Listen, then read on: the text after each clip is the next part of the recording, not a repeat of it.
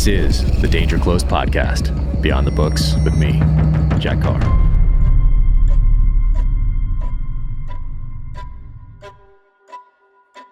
Welcome to the Danger Close podcast, an Ironclad original presented by Navy Federal Credit Union. Before we get started, just wanted to remind you that my next novel, In the Blood, had a date change, and it is not coming out on May 31st anymore.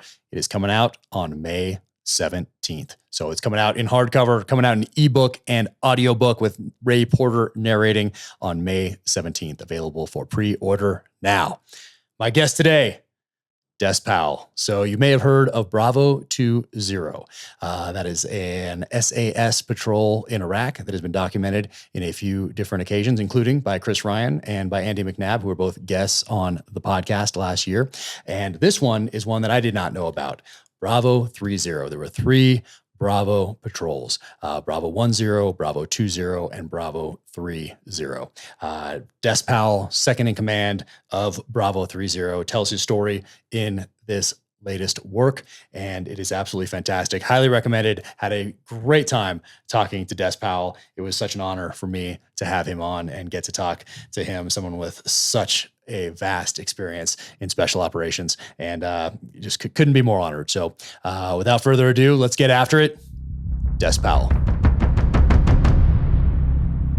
You don't really talk too much about what you did before this event with Bravo 3 Zero. You don't talk too much about what you did afterward when you got back. So it's really focused on this event or this period of time that people already know about from other books out there, other accounts that are out there, but nothing about this. And I was surprised that I didn't know about this before I became aware of you and that this book was coming out. And so I was excited to read about this, particularly because of the mobility side of it, the tie to history with David Sterling and the early days of the SAS in North Africa in World War II, the lessons that you learned, and then us later doing mobility ops in Iraq and Afghanistan and all that. So I was fascinated to read this. But before we get to Bravo 3 Zero, did you always know you were going to join the military growing up, or what was that like for you, that process of becoming aware of the military and then joining?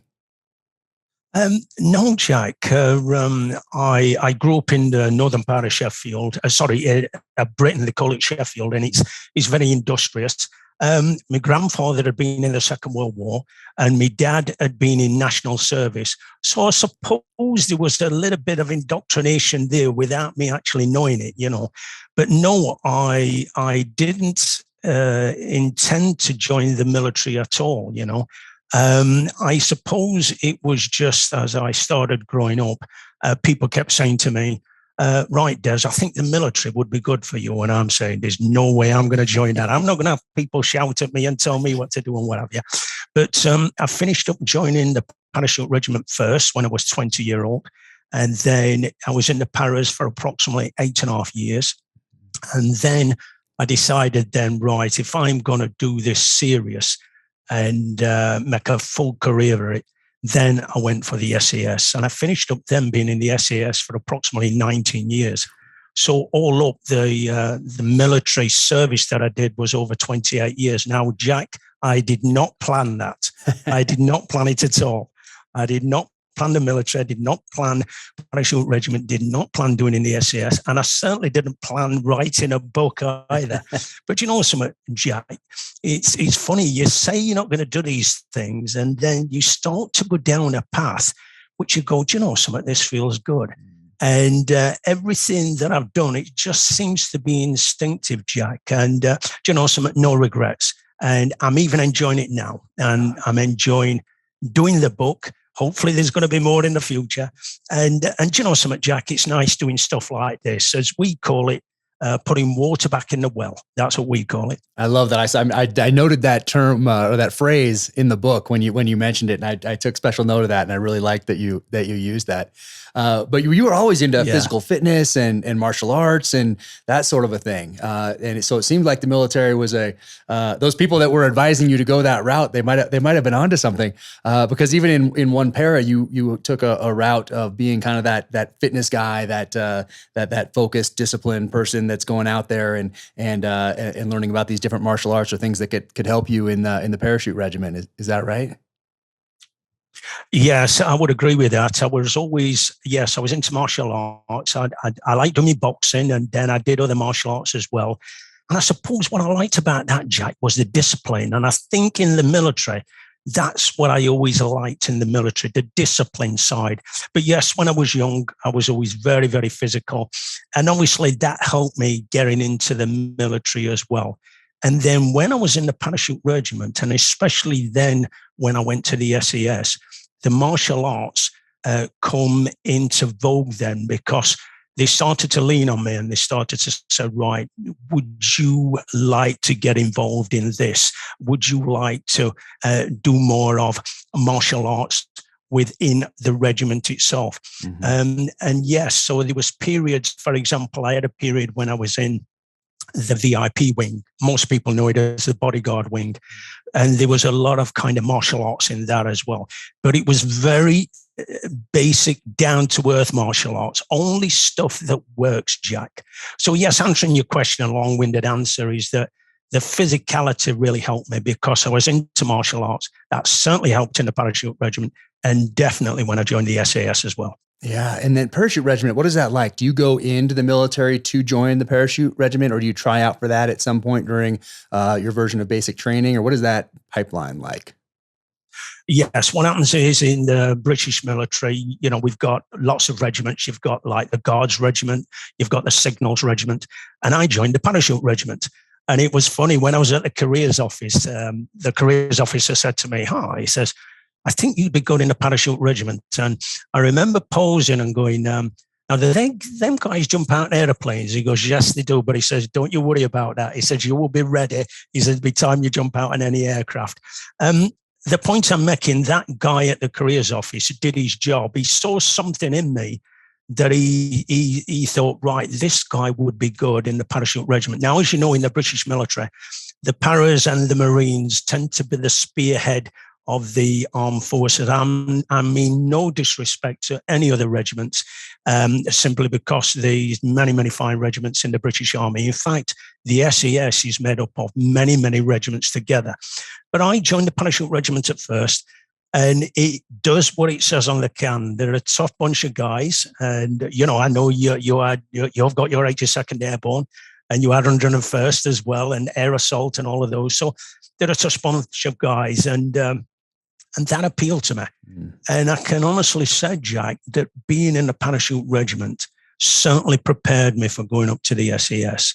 I think it gives you more exposure to the regiment simply because you've got that airborne brotherhood. It's like a sister regiment, if you like. Before you go up to join the SAS, you don't know much about it, but you probably get more exposure to it, probably more than any other regiment than you would do in the Parachute Regiment.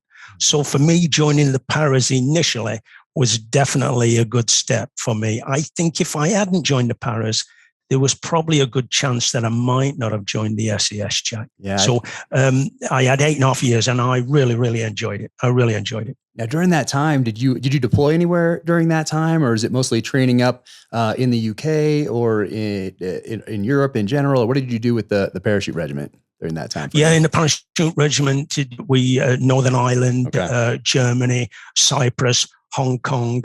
And it tends to be, you had like UN tours, United Nation tours, where you go to certain countries.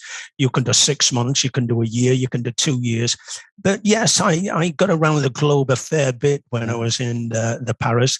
I love the physicality of it. I love the toughness of it, the hardness, and the discipline, especially. You tend to go through harder training within the paras simply because of the airborne side itself. And doing the airborne side itself is also an indication that in the future you may go special forces. Because as you know, Jack, all special forces are airborne trained. So for me, it was definitely the round peg in the round hole. I thoroughly enjoyed it. I love it. You find you knew that's great to find that passion and to be on that track and know you're in the right place, and then to have options from there. That's fantastic. And the tour to Northern Ireland, did any of that prepare you for future combat? What was it like to deploy up to Northern Ireland? Yes, it's like anything else. Yes, it's a difficult environment, and it's all what you've heard it to be. I think yes, it's like anything else. I think any experience that you have around the world, I think it's any experience that you can have prepares you for anything that comes up, and especially when you go to the regiment in the SAS, you find yourself going to countries that you wouldn't normally go to, and any preparation that you can have beforehand has got to help you within that job itself. So yes, it certainly helped me for future operations that came up. And then you went to selection. You had the honor of going to selection twice.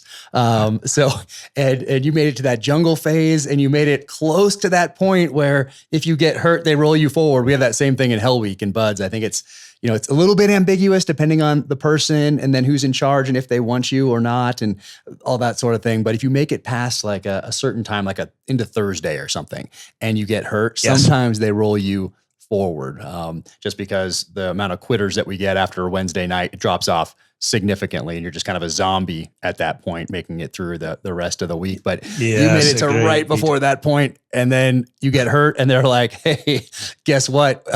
You didn't make that cut." I don't know how much longer you had, a day or two or whatever it was, but you had to go back to the beginning and do it all again. So, what was that experience like? Yes, joining the SAS, they only allow you to go twice. And it doesn't matter how you fail. It doesn't matter whether you have an injury. It doesn't matter whether you've got to go to hospital for something. They just class that as a fail. Oh. And some people say, so what was it like? Is the first time harder, the second time harder? Well, guess what? The second time, you know exactly what's coming, don't you? You know, and it's as simple as this, Jack. And, I mean, the training that we do in the SF fraternity is very, very hard. I mean, to join the regiment, the failure rate is 90% failure rate. And it's very, very hard. And yes, it was very, very disappointing when I got injured and I had to come back a second time. On selection, I talk in the book a little bit about selection, and it's if you it's over 6 months, and then you're on probation then for 3 years, and they don't shout at you, they don't scream at you, they just ask you politely to do something, and then you do it, and it's a mixture of mental strength, physical strength, and I suppose we call that stress. So mental stress, physical stress, and sleep deprivation stress. They find that using those three types of stresses will bring out the real you. So the selection process, I think, is very, very good, Jack. They reckon the selection process has been going since the 50s. And by using this process, the selection process chooses you. The instructors that are there just make sure that the process stays that it's done correctly. When you first start, I remember on selection, there were about 250 on us. And the instructor said, please look around. So we're all looking at each other like this. And they said, within a month to 6 weeks, there's about 250 of you now. You will be down to about 45 guys. And then another month to 6 weeks after that, you'll be down to half that again. So they just say, look, if you don't want to turn up in the morning, you're finding this too hard, just stay in bed, but make sure you hand your kit in by lunchtime. And what it is, Jack, is that the SF world, being in the SAS, is not for everyone. But the process itself, I think, is very, very good. It chooses you. Because when you go up there's some guys like the idea of being in the SAS, but when you get a reality check, they go, this might not be for me. Yeah. Some people just leave automatically. Yeah. So the system itself chooses you, or the system itself kind of lets you know that it's not for you. Luckily, I got through a second time, and I managed to have a long career, Jack. Again, I really enjoyed my time within the SAS. Yeah, no, I mean, SAS selection obviously is been the foundation for many other special operations forces around the world that have studied that. People have gone there, like Charlie Beckwith, for who later founded Delta, of course. And so you have that phase in the beginning where you're patrolling through the mountains. You have your rucksack on, you're orienteering, you're finding your way, patrolling, and then you go to the jungle. And a lot of people, it's their first time in this environment, an environment that can kill you just as easily as gunfire and the enemy. But and then you go to that E&E phase, which is always the one that is fascinating to me because you put in all this time, and then you get thrown into something that seems to have a little bit more secrecy surrounding it anyway. And that E&E seer or whatever that it's however it's termed, and you get to do that. So how was that experience for you? Was that one that you learned a lot from, or that you just had to like get muscle through and get to the end? Yeah, now this one, yes, this was the period that I'd never ever done anything like this before. You know, the first phase tends to be the whole phase, the fitness phase, navigation, as you said. The middle phase tends to be the jungle. But the last phase, I'd done nothing like this before. So in a way, this one scared me the most. This one, I thought, you know, it's more easier to fail because you haven't experienced it before. And what they do, they learn you how to kind of live off the land. They teach you how to navigate by yourself or in very, very small groups. And then they send a hunter force after you as well. So they chase you for quite a few weeks over the hills. And it's normally up in Wales where we do all our training in the Brecon Beacons. This is where all the British Army do their training. But then at the end of that phase, you are caught and you put in what is called the pen, and you are interrogated then for 2 or 3 days. And you're interrogated. It's you have it's the good guy, the bad guy. You have the lady. You have people with funny accents. But it's all done very, very real. And again, it's you are fully aware that you're being tested, and you are fully aware that you can fail at any time. But yes, this I found it particularly hard. This is the phase that a lot of people trip up on because you're coming to the end of your 6 months training. Like myself, a lot of people haven't experienced this.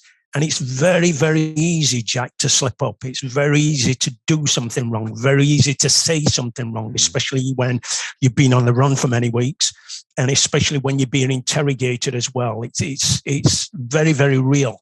So if anything, you can make a mistake. Luckily for myself, I managed to get through again. And but answering your question, yes, I did learn a lot. It was very, very hard. The whole of it was very, very hard, but especially that phase was very, very difficult. Yes.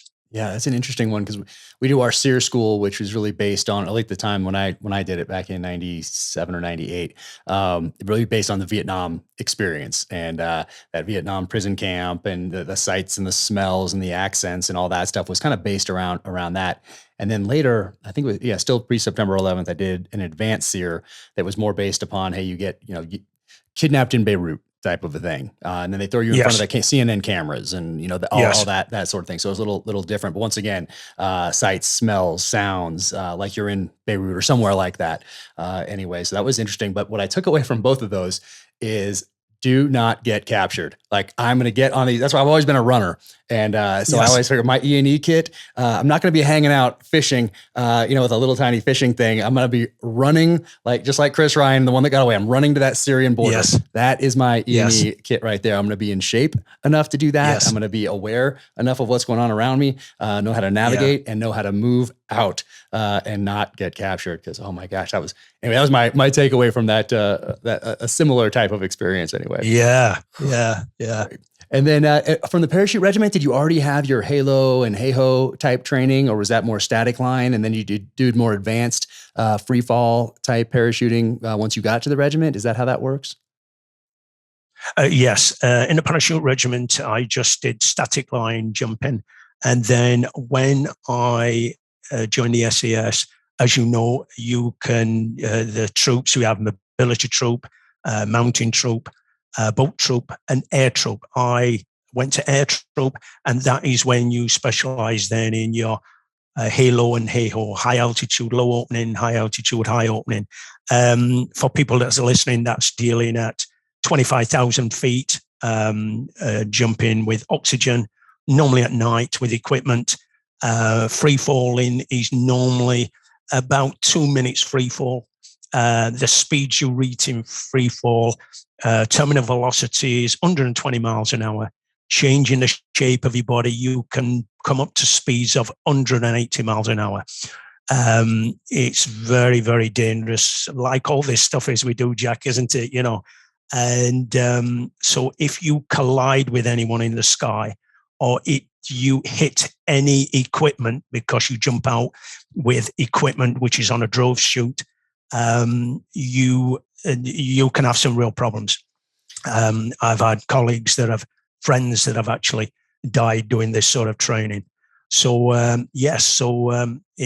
but when it goes well, it's very, very satisfying, very scary. Yes, I can admit every time doing that, jumping with oxygen at night, free falling, sometimes in really cold countries. In fact, I talk about a particular story in the book, don't I? When I'm in a very cold country, sub-zero temperatures of 20, 30 below, and I have a problem, and I start to float into a country that I shouldn't be floating into, but I won't give too much away of that story. I was going to ask you specifically about it because it plays into actually some things that are happening in the news right now. I mean, we're focused on Ukraine, but there's some other things that Russia is doing at the same time. If you look at new bases going in up near in and around the Arctic Circle for those shipping lanes, and you had a close call up there, but that wasn't your only close call doing free fall. I think you had like 3 or 4 malfunctions, and that's where you get your nickname. Is that how that works?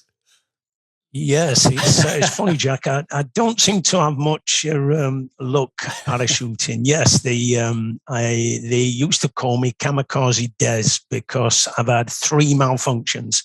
Now people always say to me, they go, "So what's that like, Des?" And put it this way: you look up and the chute is not what you want to see.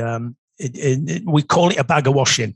In UK, if we look up and we don't like what we see, it's normally something that, oh, right, I need to get rid of that. And there's a process that we call, Jack, called cutting it away. And cutting it away is a procedure that you pull a handle on your harness, which releases that chute, and then you pull another handle, which brings you onto your reserve.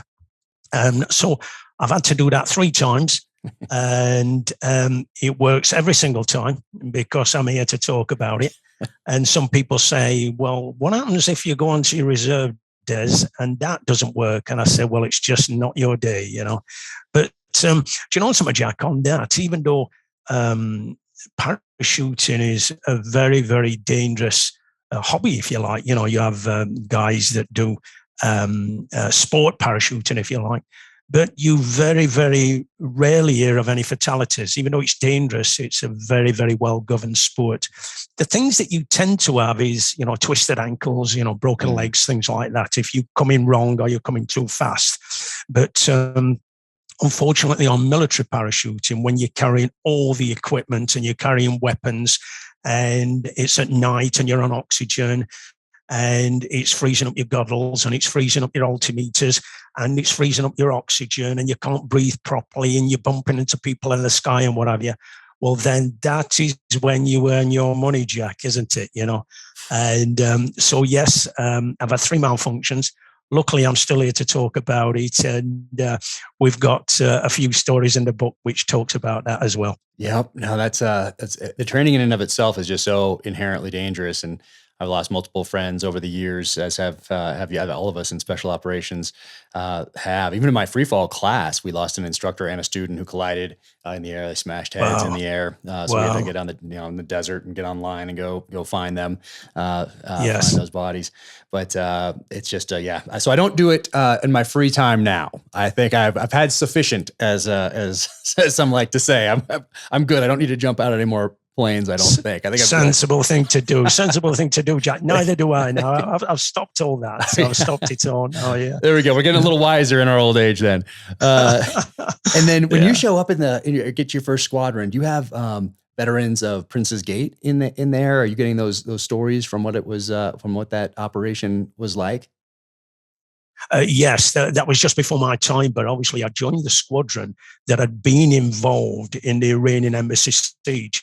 So there were guys that were there that had been in that operation, and yes, and that really, Jack, was the first time that anyone had actually seen the regiment on TV, because what it was when the Iranian embassy siege came about, all the cameras down in London captured it. And of course, this was the first time they'd seen the regiment in what is known as the black gear. Okay. And then I think most people can remember seeing that, or seeing footage that you can see on YouTube about that particular operation. And it's actually captured on film. You can actually see it. And of course, I joined B Squadron, that was the squadron that actually carried out that operation. So when I joined the squadron, there were guys that had already been in that operation and obviously told me all about it. And I thought to myself, I think I've joined the right squadron here. If we're going to get involved in some stuff, this is the squadron to be with. And in actual fact, I weren't far wrong, because it was B Squadron, then the Bravo patrols, that actually got involved in the first Gulf War, which we talk about in the book. Yeah, no, it's incredible. And that surprised me too, because, it was one of my first touch points with the SAS, was seeing that as a very young kid, already knowing that I wanted to go into the military. And then of course, later I have a poster of it down in the garage, which is an HK commercial, because, you got the MP5s there, and, that solidified, that kind of made that weapon iconic in a lot of people's eyes. And it is wow, what a great weapon to shoot. But so I have that. I mean, it's such incredible pictures, and I get inspired a generation of people to join the military and to go into special operations in particular, because they saw the SAS do that, and if they were reading anything at the time in the 80s, they saw the rise of militant Islam and terrorism, and saw, hey, this is going to be probably our generation's battle, our generation's fight. And if you want to be in that fight and be at the tip of the spear on that fight, you're going special operations. At least that's how it was for me anyway. And then did you also have veterans of the Falklands? Were they also in and around the squadrons and passing on lessons from the Falklands War? Yes. There were veterans from the Falklands as well. And I think in the regiment,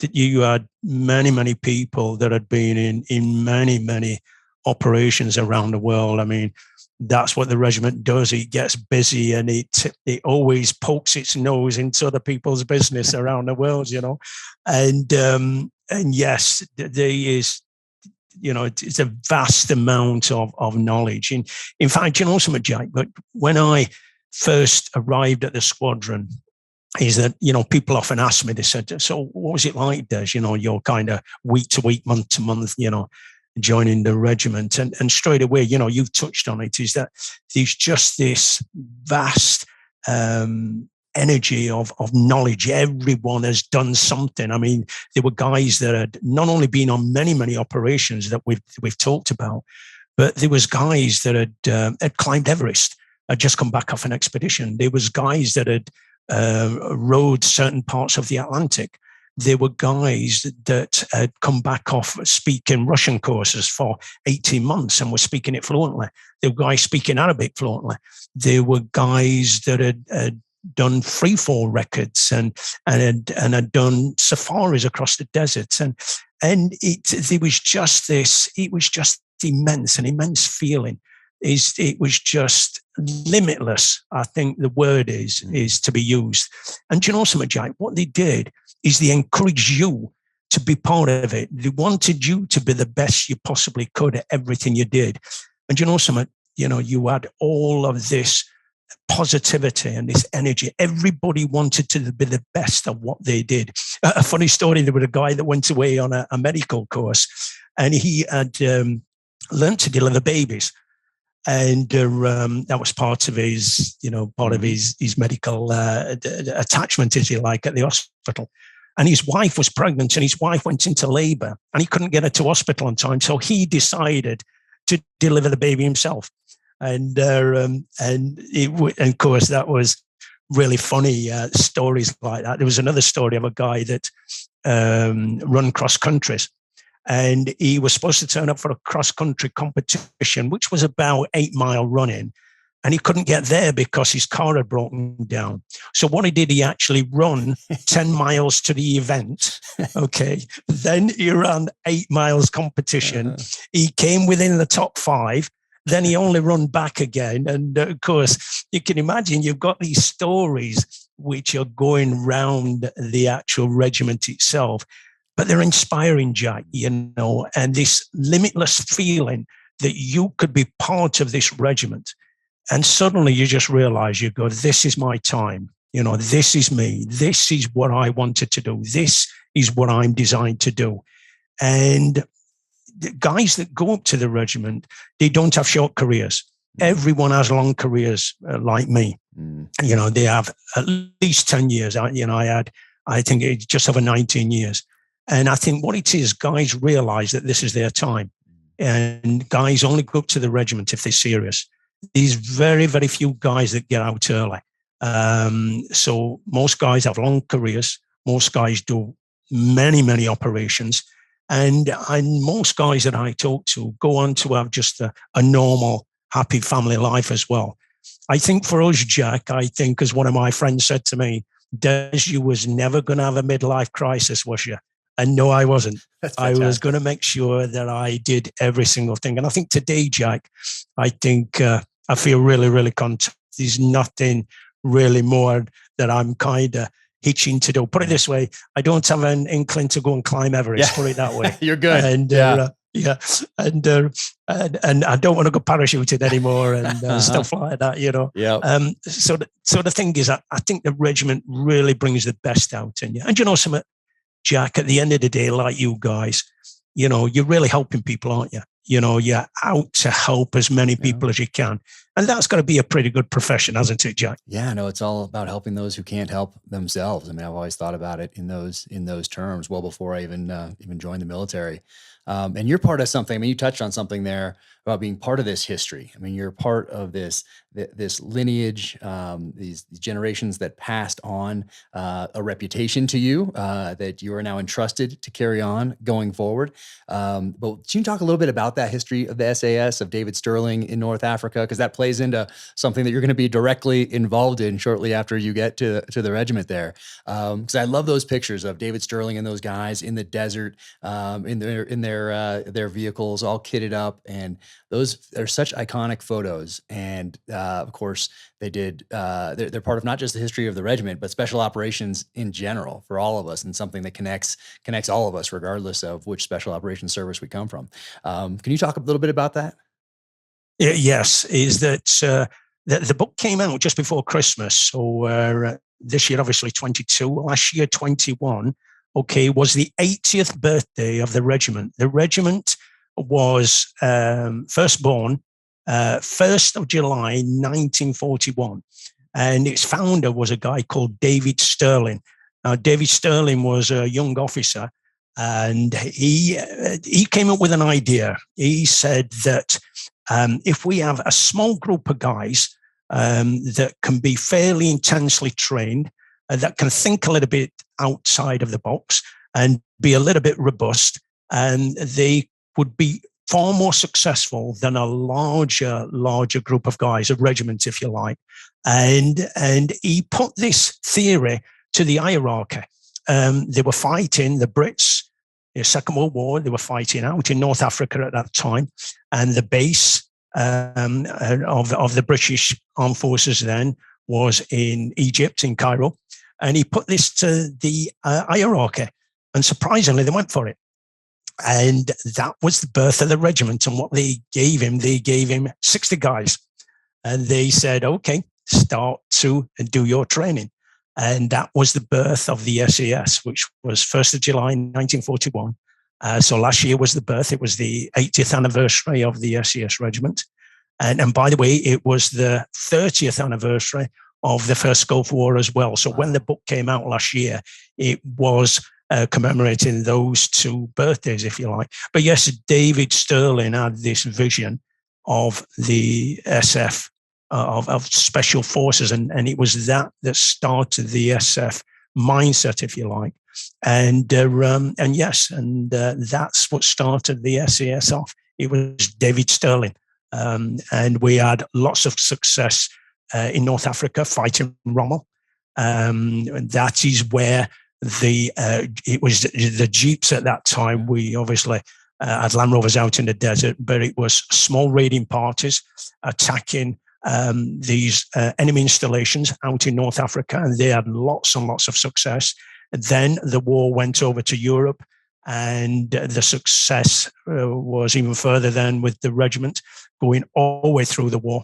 And yes, and it's carried on all the way up until today, up until it was particularly nice, as I said, bringing out the book on the 80th anniversary of the regiment. That was pretty cool, if you like. I quite like that. But what I do like, Jack, you've touched on it, is that we are linked with a regiment, and it's nice for me to bring out a book of modern history, if you like, modern warfare, and myself, and go down in history now with the regiment. So that is particularly satisfying for me, Jack. It really is. It really is a nice feeling to think not only have I served with the regiment, but now I've been linked with operations with the regiment, and also brought out a book talking about the operations that I've been on and in within the SAS itself. Yeah, and it's interesting that some of the pictures of you guys in the desert don't look that much different than David Sterling's vehicles back. Maybe they should have looked a little different all those years later, but a lot they look very, very similar and doing a similar type of a mission.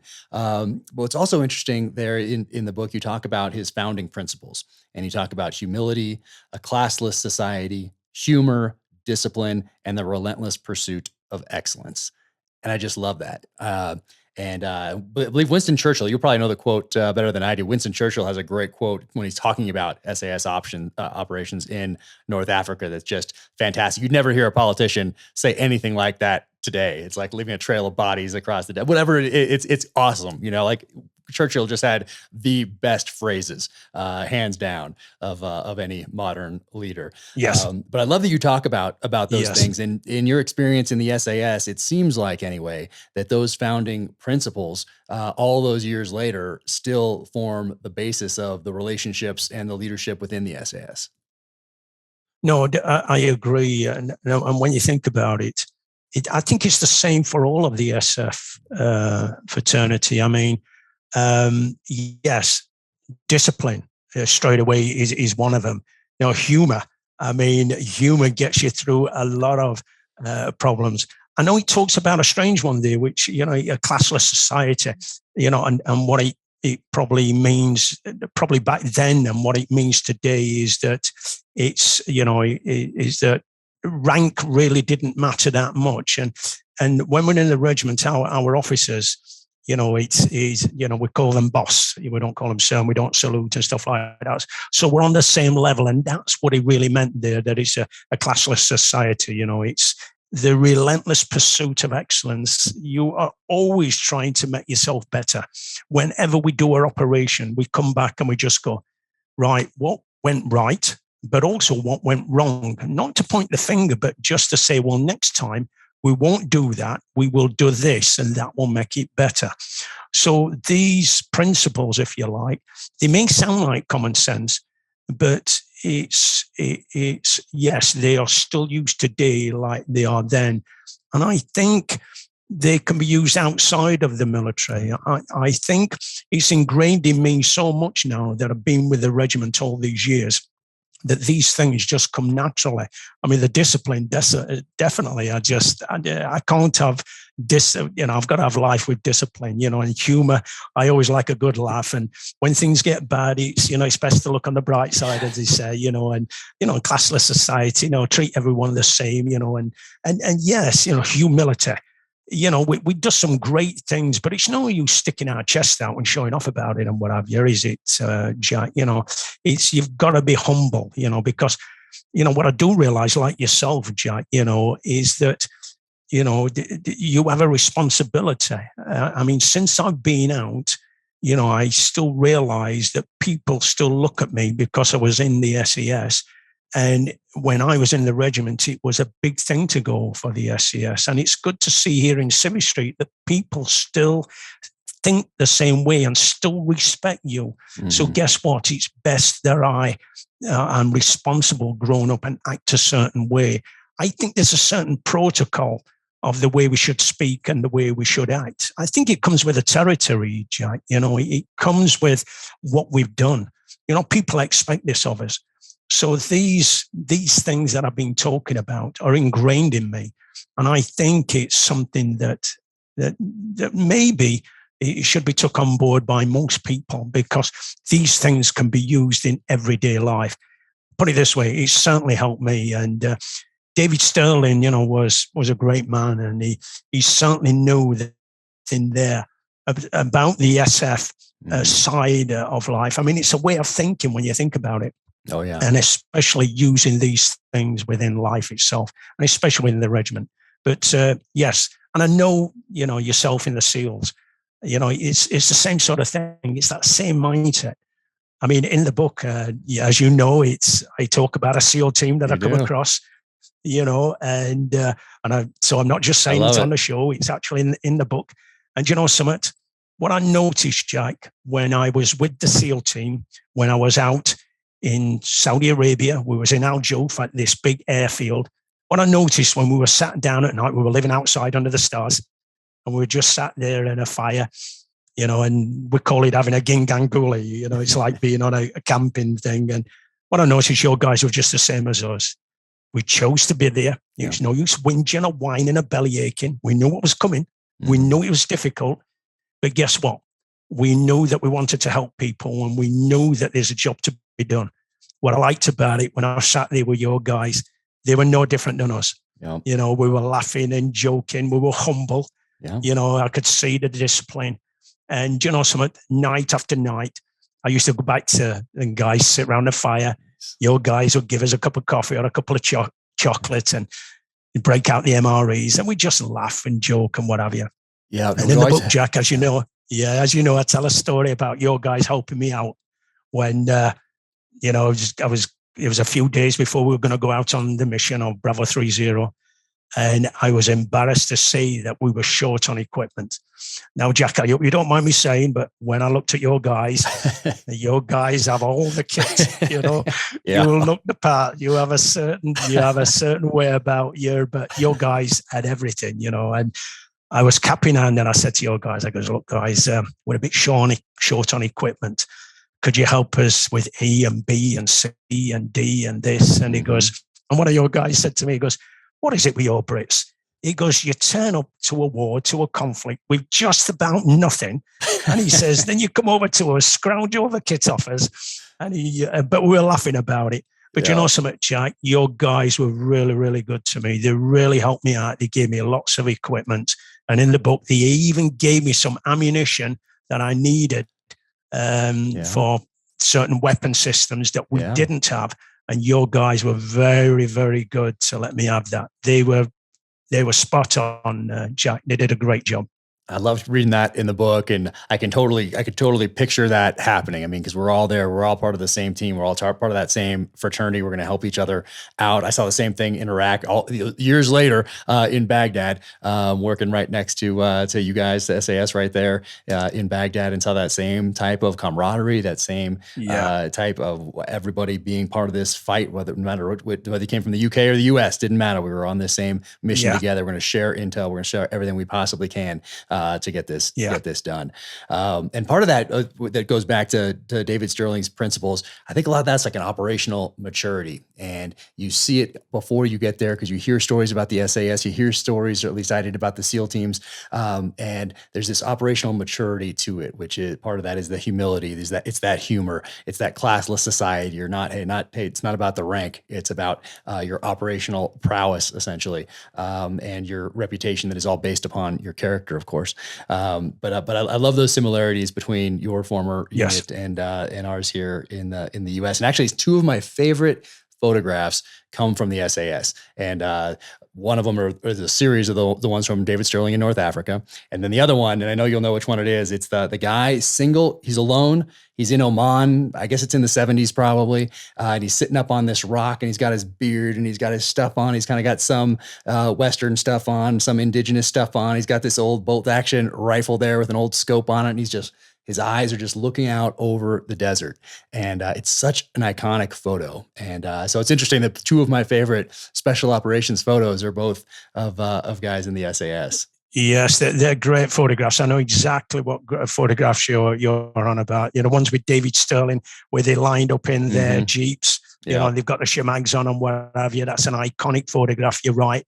And then the other one, yes, and with a guy, and he has the shemag on. I believe that's in the Oman, and yes, it's just some great pictures. You're right, and you know something. You know, you were talking about certain pictures of weapons or certain of soldiers or whatever you that kind of inspired you to join your regiment or the military, and it's been the same with me. It's like, I remember when I joined the SES, such photographs that you've talked about was the same for me. But to join Air Troop, I remember seeing a guy and he was head to toe in, he looked like a spaceman. He had all the oxygen on and the goggles and stuff. And I thought, wow, what is that? I haven't seen that before. And that's one of the reasons I joined Air Troop. Wow. I remember it said something underneath like a specialized unit within a specialized regiment. And I thought, yes, that's for me. I love it. And the troop should have it. Jack, I would have had a go at mobility and mounted and boat and all of them. But we tend to specialize in one. I was lucky in the first year I joined mobility for a year, and that helped me. And then I went over to Air Troop. But just like you, Jack, there were certain things, pictures that were just iconic or become iconic. And it was that kind of gave me inspiration to go, yes, that is what I want to be, or that is what I want to do. Yep. No, I love that. And going back to the gear part. So you're in Saudi Arabia, you're sitting down with the SEALs and you're like, hey, what's that Gore-Tex stuff you guys have? It's a little colder here than we were briefed. We thought it was going to be, Great Britain in the spring or something. And it's a little colder than that. So I love that you got to pilfer some gear from our guys. But it was interesting when you first got the mission, and you had to go turn in your black kit. So your like counter-terror stuff, and had to get the stuff for the desert. And that surprised me as well. I mean, I'd read the other accounts of the war, and that talks about the older kit and freezing and having cotton and just all that sort of a thing. But I didn't realize that you had to share kit with other groups within the regiment and actually turn it in, and it just wasn't yours. That was surprising to me. Yeah. What it was right at the beginning, Jack, is that, as you can appreciate, because the way conflict goes, it's so fast and it's so kind of chaotic and what have you, is that we had 2 squadrons that had already been out in the Middle East that had been preparing. So they were already battle ready. So they come in, got all the equipment, and their job was to cross over the border. This was A and D squadron. They were to cross over the border of Saudi Arabia and fight all the way up independently up the desert all the way to Baghdad. I was at B squadron. Okay, we came in after the war, and our initial mission was BCRs, battle casualty replacements. We were told we were going to lose a lot of guys. So pure and simply, the 2 squadrons that are prepared, anyone that had been injured or was dead, we were to replace them. It's only afterwards that we got involved in the Bravo patrols, the Bravo 1, 2, and 3 Zero. That came afterwards. But yes, at the beginning, because of the chaos and because of the speed that everything moves at, is that there was a lack of equipment. That's why we went to the SEALs and we were asking them. But there was lack of cold weather gear. There was lack of clothing. There was lack of battle-ready vehicles. There was lack of certain ammunition. Okay, there was lack of certain weapons. There were some weapons that had been left behind. And some got lost, right? Your Browning high powers never even made it. Yes. They got lost in transit or something. The pistols, for whatever reason, our sidearms had been left behind. And then our mapping on my map, it said 1942. Okay. We wear a smock, as you know, it's like a windproof. In the hood of the windproof, it said 1943. Wow. And then we were given the wrong frequencies to the radios. And also they told us that the weather that we were going to have was going to be like an English spring, when actually it was the coldest weather that Iraq had ever had on record. Now, I realize, Jack, that we can't control the weather. Fine, that's it. But surely we have the information to know what weather's coming along.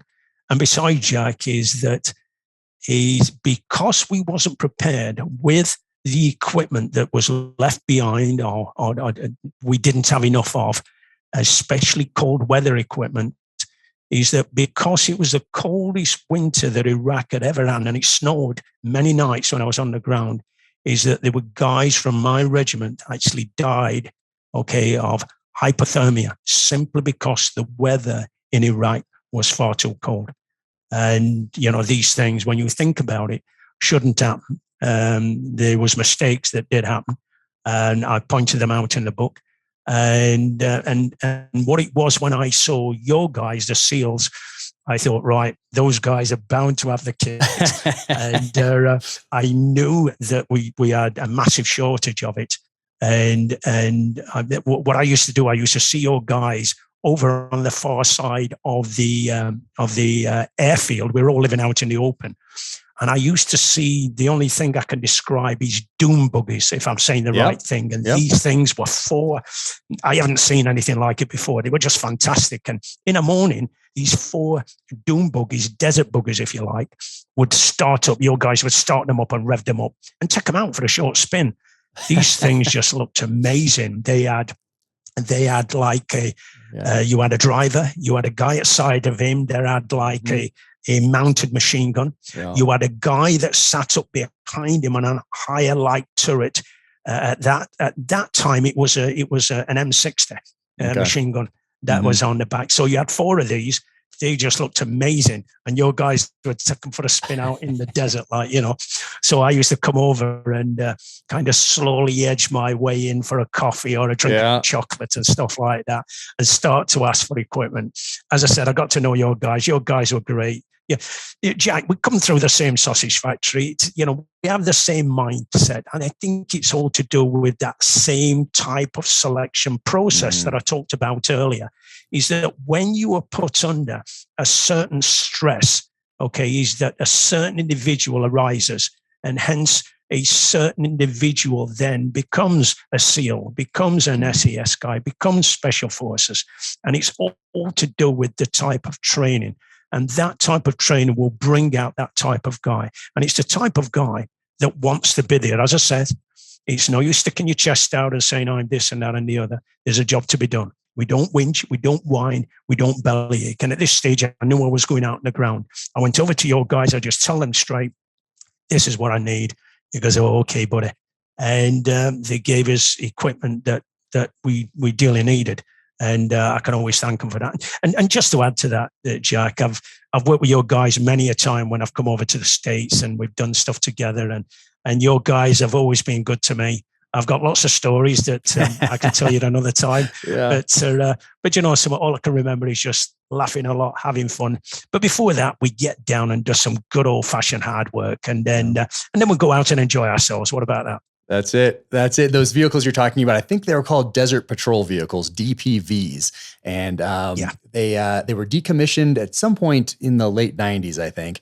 And I think they were too expensive, and they just weren't technology had outpaced them a little bit.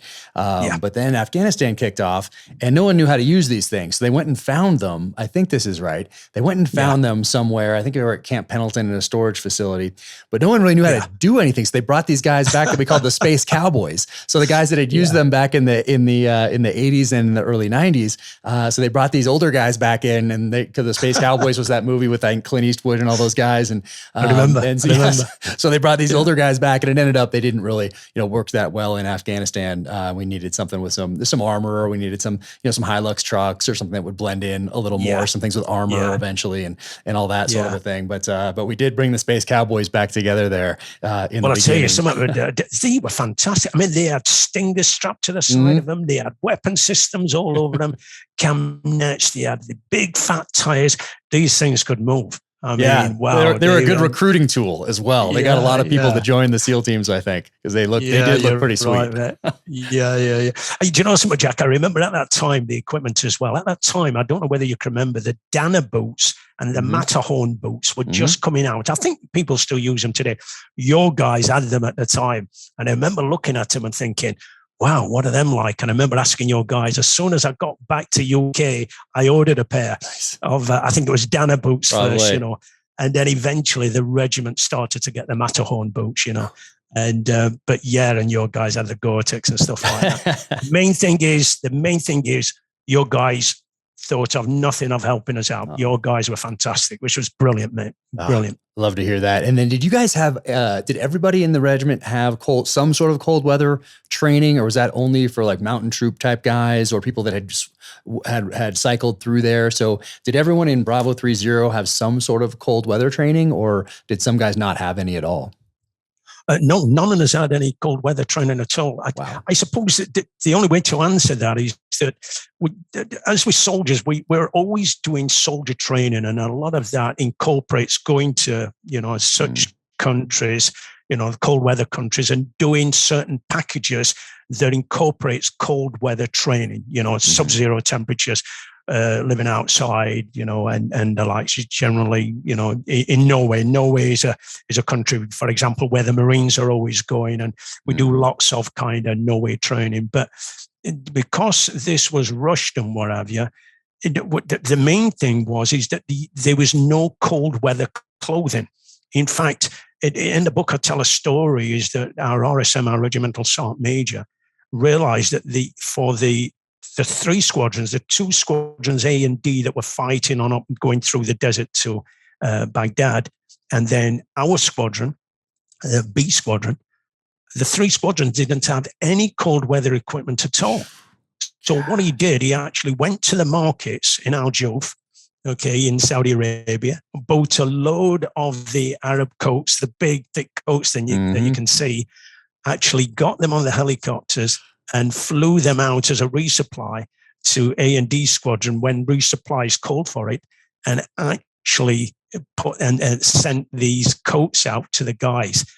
When we was out on the ground, we didn't have any of that, simply because we were working independently as well from the squadrons. So yes, they eventually got the cold weather gear, but not for some guys, you had it after, didn't you? When you got back, doesn't someone give you like, here's your resupply, but you're already back.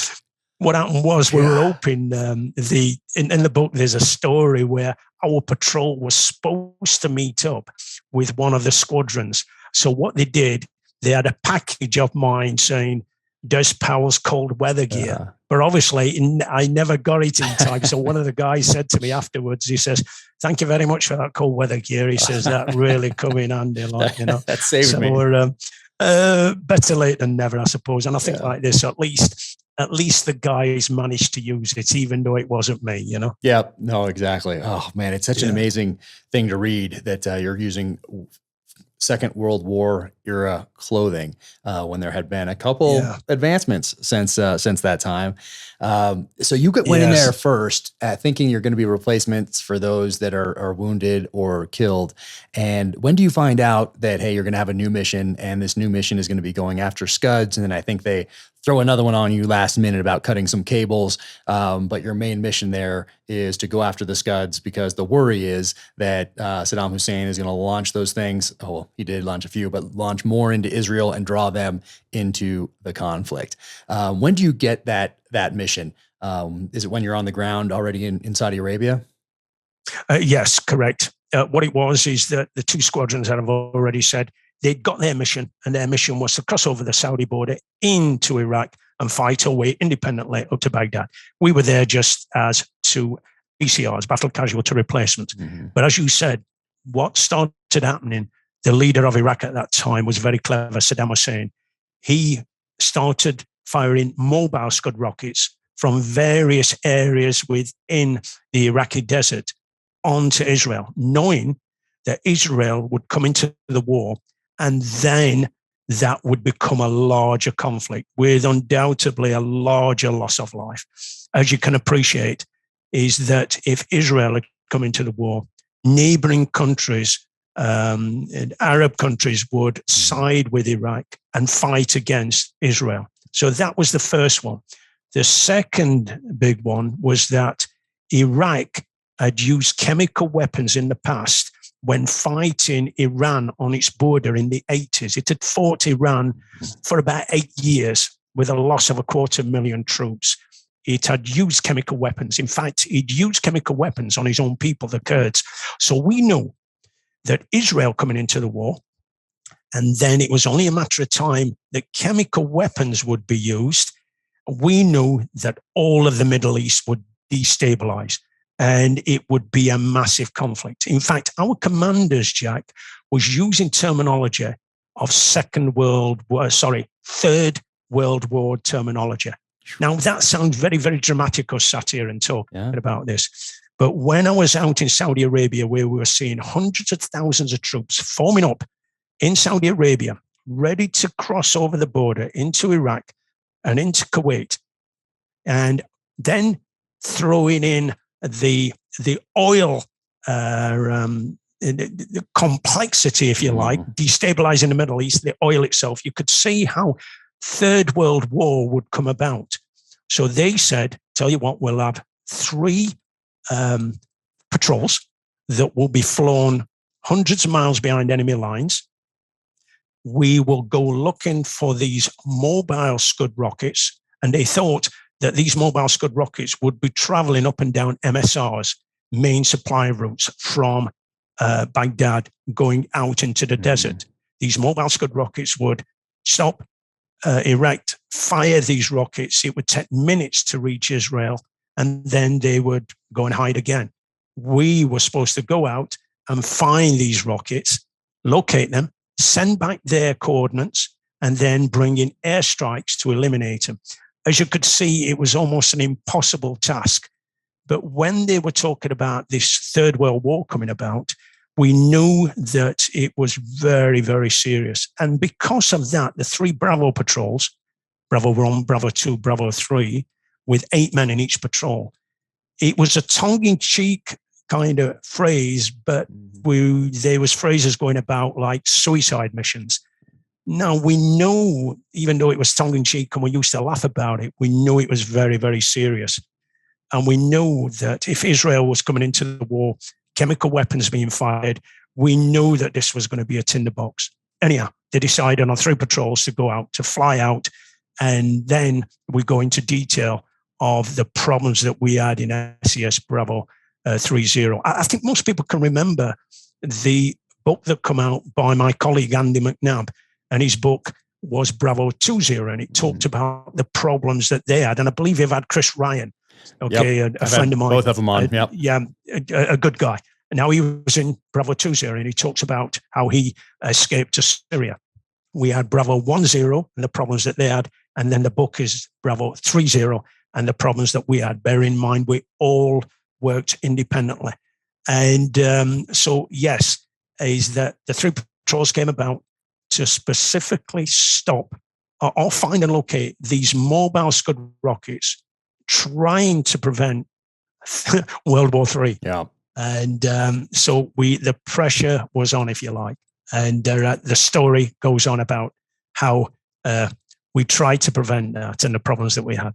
Yeah, I've had both Chris Ryan and Andy McNab on the podcast, and it was an honor to have those guys on because, of course, I devoured those books when they came out. I still have my original notes in them about gear, about taking nods with you, about making sure you have your suppressor on. Even if it's like, hey, afternoon, get that thing on there. Like it's just there's so many lessons from those guys, and it was incredible to be able to talk to them as it is to talk to you and talk about something that I didn't even know happened out there. With you guys, and you guys were the only patrol of the three that decided to take vehicles. And you had a little bit of debate about that because they weren't the most, I guess, formidable vehicles that you could have had, but you decided to go with them because, as you say in the book, and for those who have read the other accounts, there was a lot of gear you had to carry to do this mission, and doing that from a vehicle seems to be the way to go. It allows you to get out of there, allows you to carry all this gear and accomplish this mission. But and you actually bring it up with a couple of the guys in the other Bravo patrols. Hey, why aren't you guys taking these vehicles? And you're the only ones that decided to do that. So what was your thinking on taking the vehicles versus not? Yes. The intelligence at the beginning is that, as you know, Jack, you can only go on the information that you have at that time. Okay. Afterwards, if you find the information's wrong, well, then you still have to go with it. Now, initially, when it was said that the mission could be achieved on foot, or it could be achieved on using vehicles. Now, our mission was supposed to be covert. It wasn't overt. We were supposed to go in there secretly, observe these Scud missiles, send back the coordinates to bring in airstrikes to eliminate. Once we'd done our mission, we were to get out quietly. Okay, not to go offensive, not to let them know that there were special forces hundreds of miles behind enemy lines. Okay, so that initially what was our mission was to find, but to do it covertly. Now, the intelligence told us quite a few things that were wrong. Firstly, it was saying that it was a very, very soft desert, undulating ground, very easy to put in an OP, an observation post, to bury yourself into ground and to be able to observe. Okay, well, that was wrong. When we got on the ground, it was flat as a pancake. The ground was like concrete. There was no undulating ground, so you can be seen for miles and miles and miles.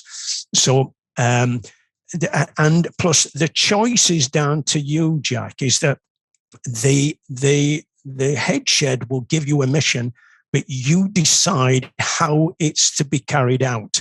And on the information you get, the intelligence, then you plan your mission. Two patrols, Bravo 1 and Bravo 20, decided that they could achieve their mission on foot by getting dropped off by helicopter, then walking in and building an observation port. In other words, digging an hole in the ground and observing. Once they'd done their task, then come out after 2 or 3 weeks or so. We decided to take vehicles. Okay, the vehicles weren't that good, but we just decided and said, well, do you know something?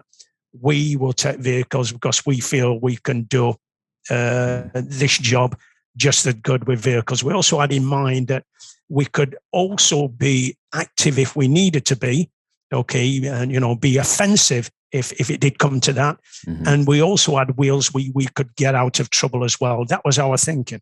But remember, it is left to the patrol on the ground, not just down to the commander. The whole patrol decides what they want to do. So Bravo 3-0, we decided vehicles. Bravo 1 and 2 decided to go in on foot. And I remember just before we left, I remember having a chat with Chris Ryan, and we sat down and we were having a cup of tea on the ground. And I said, look, your guys are carrying all this equipment in, and, don't you think that you would be better taking vehicles? But then Chris would say to me and going, have you seen the state of your vehicles? You're taking those in, you've got no weapon mounts, you've got none of this, none of that, the other. You have more chance of breaking down. The enemy's here. And, so we were both putting doubt in each other's minds, But the thing is that we had decided that we'd already decided what we were going to do. Now, once we got on the ground, Jack, bear in mind we were flown in by 2 Chinook helicopters. Mm-hmm. Each patrol was dropped off. Once we got on the ground, we knew the intelligence was wrong. Yeah. We knew that if we were having problems in vehicles, we knew that the guys that were on foot were definitely going to have problems. Now, we couldn't communicate with each other, Jack. Firstly, we were working independently, so we were quite a few miles away from each other. But the radios we had the wrong frequencies, so we couldn't communicate with each other. Now, we didn't know that until we got on the ground. We didn't know that the ground was concrete until we got on the ground. We didn't know that there wasn't no undulating ground. We didn't know it's flat as a pancake. We didn't know it was going to be that cold. Yeah. So all of a sudden, when we got on the ground, things weren't as what we'd been told. But as usual, you have to just get on with it. It's no use whinging and whining and belly aching, because guess what? You have a job to be done. And you're a soldier, and you've been dealt with the cards that you've been dealt with, and you've just got to get on with it and get the job done. As you know, Jack. Just like in life. You're going to get dealt some cards, and you got to play those cards the best you can. I'm going to read this here quickly here, because you're out there, the radios, you're having trouble with the radios, you have the wrong frequencies, and you discuss that later in the debrief. There's a lot of lessons learned here. You're worried about the other patrols because you see the ground, and you're worried that, oh my gosh, these guys are on foot with all that weight. If they get in trouble, they're in serious trouble. They don't have too many options. Yeah. But you do manage to get a radio transmission in at some point where you can kind of figure out a little bit about what's going on.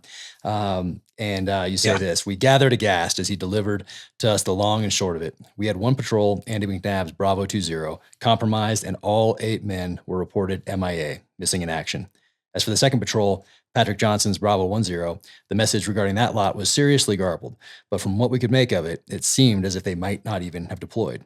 In truth, the Bravo 1 Zero guys had walked down the open ramp of the Chinook, surveyed the terrain, and decided that no way were they heading into all that. They got the pilot to fly them to an alternate DZ. But when they found it, no better off than the first, they had made the decision to return to base. Doubtless the call made by Patrick Johnson and his patrol had been the right one, but it had taken real balls. Had Bravo 1 Zero deployed on foot, it stood to reason they would have suffered the same fate at McNab's lot, which would mean we'd have 16 men missing in action right now. Patrick Johnson's action had very likely saved all on his patrol, but for sure there would be those who would slang him for making a bad call or for cowardice. In due course, I'd make a mental note to myself. I would seek out Pat just as soon as I was able to and tell him exactly what I thought, that he had done entirely the right thing. In fact, it was the kind of decision that a medal should be given for. It must have taken incredible bravery, self-possession, and presence of mind to make such a call. That was a really cool thing for you to write. And I remember thinking about that as I read the other 2 accounts back in the 90s, thinking about how hard it would be to make that call, especially when maybe you're going into combat for the first time in a while. And in the SEAL teams, that would have been us from Vietnam up until September 11th, 2001, because we had those flashpoints in Grenada, in Panama, and Mogadishu, but we hadn't been in sustained combat operations. So I did think about that, about being a leader and having the presence of mind to make the right call under that kind of pressure. So I thought it said a lot about you, that you thought that through, and you were on the ground, and hey, if we were on foot, the right call is, hey, let's check another place and let's try another alternate landing zone. And then, okay, well, it's about the same. This is not what we were briefed. We're not prepared for this. I'm leading my men to their death. We're not going to accomplish the mission. Time to go back, reevaluate, and figure this out another way. So I thought it was really it said a lot about you that you wrote that. Well, that's good of you, Jack. I mean, when we were on the ground, we wasn't to know that the commander of Bravo 1 Zero had actually done that. We didn't know that until we got back. And also, even with Bravo 2 Zero, because of the messages that we were getting, they were garbled. They wasn't clear. But we knew that Bravo 2 Zero was in trouble. Now, we was having problems as well. We was having some real problems, and we had vehicles. So we knew that those 2 patrols, bear in mind, we didn't know Bravo 1 Zero had gone back, but we knew that they were having problems. And it felt bad for us because we couldn't do anything about it. We didn't know where they were. But this particular evening wasn't good. We had these garbled messages. It was snowing on the ground. We knew we were going down with cold exposure. We were all feeling it. We were close to, we were close to death, some of us, and we was huddled trying to keep each other warm. And we knew some people had died. And that made us feel really, really bad, knowing that our friends, had committed the ultimate sacrifice, if you like. It was only when we got back that we had a debrief. And yes, I saw the commander of Bravo 10. And yes, that took a lot of guts from him to do that, because, everyone knew that when you go out to do a mission, you take on that mission no matter what. Yeah. And it takes guts for him to say, well, hang on.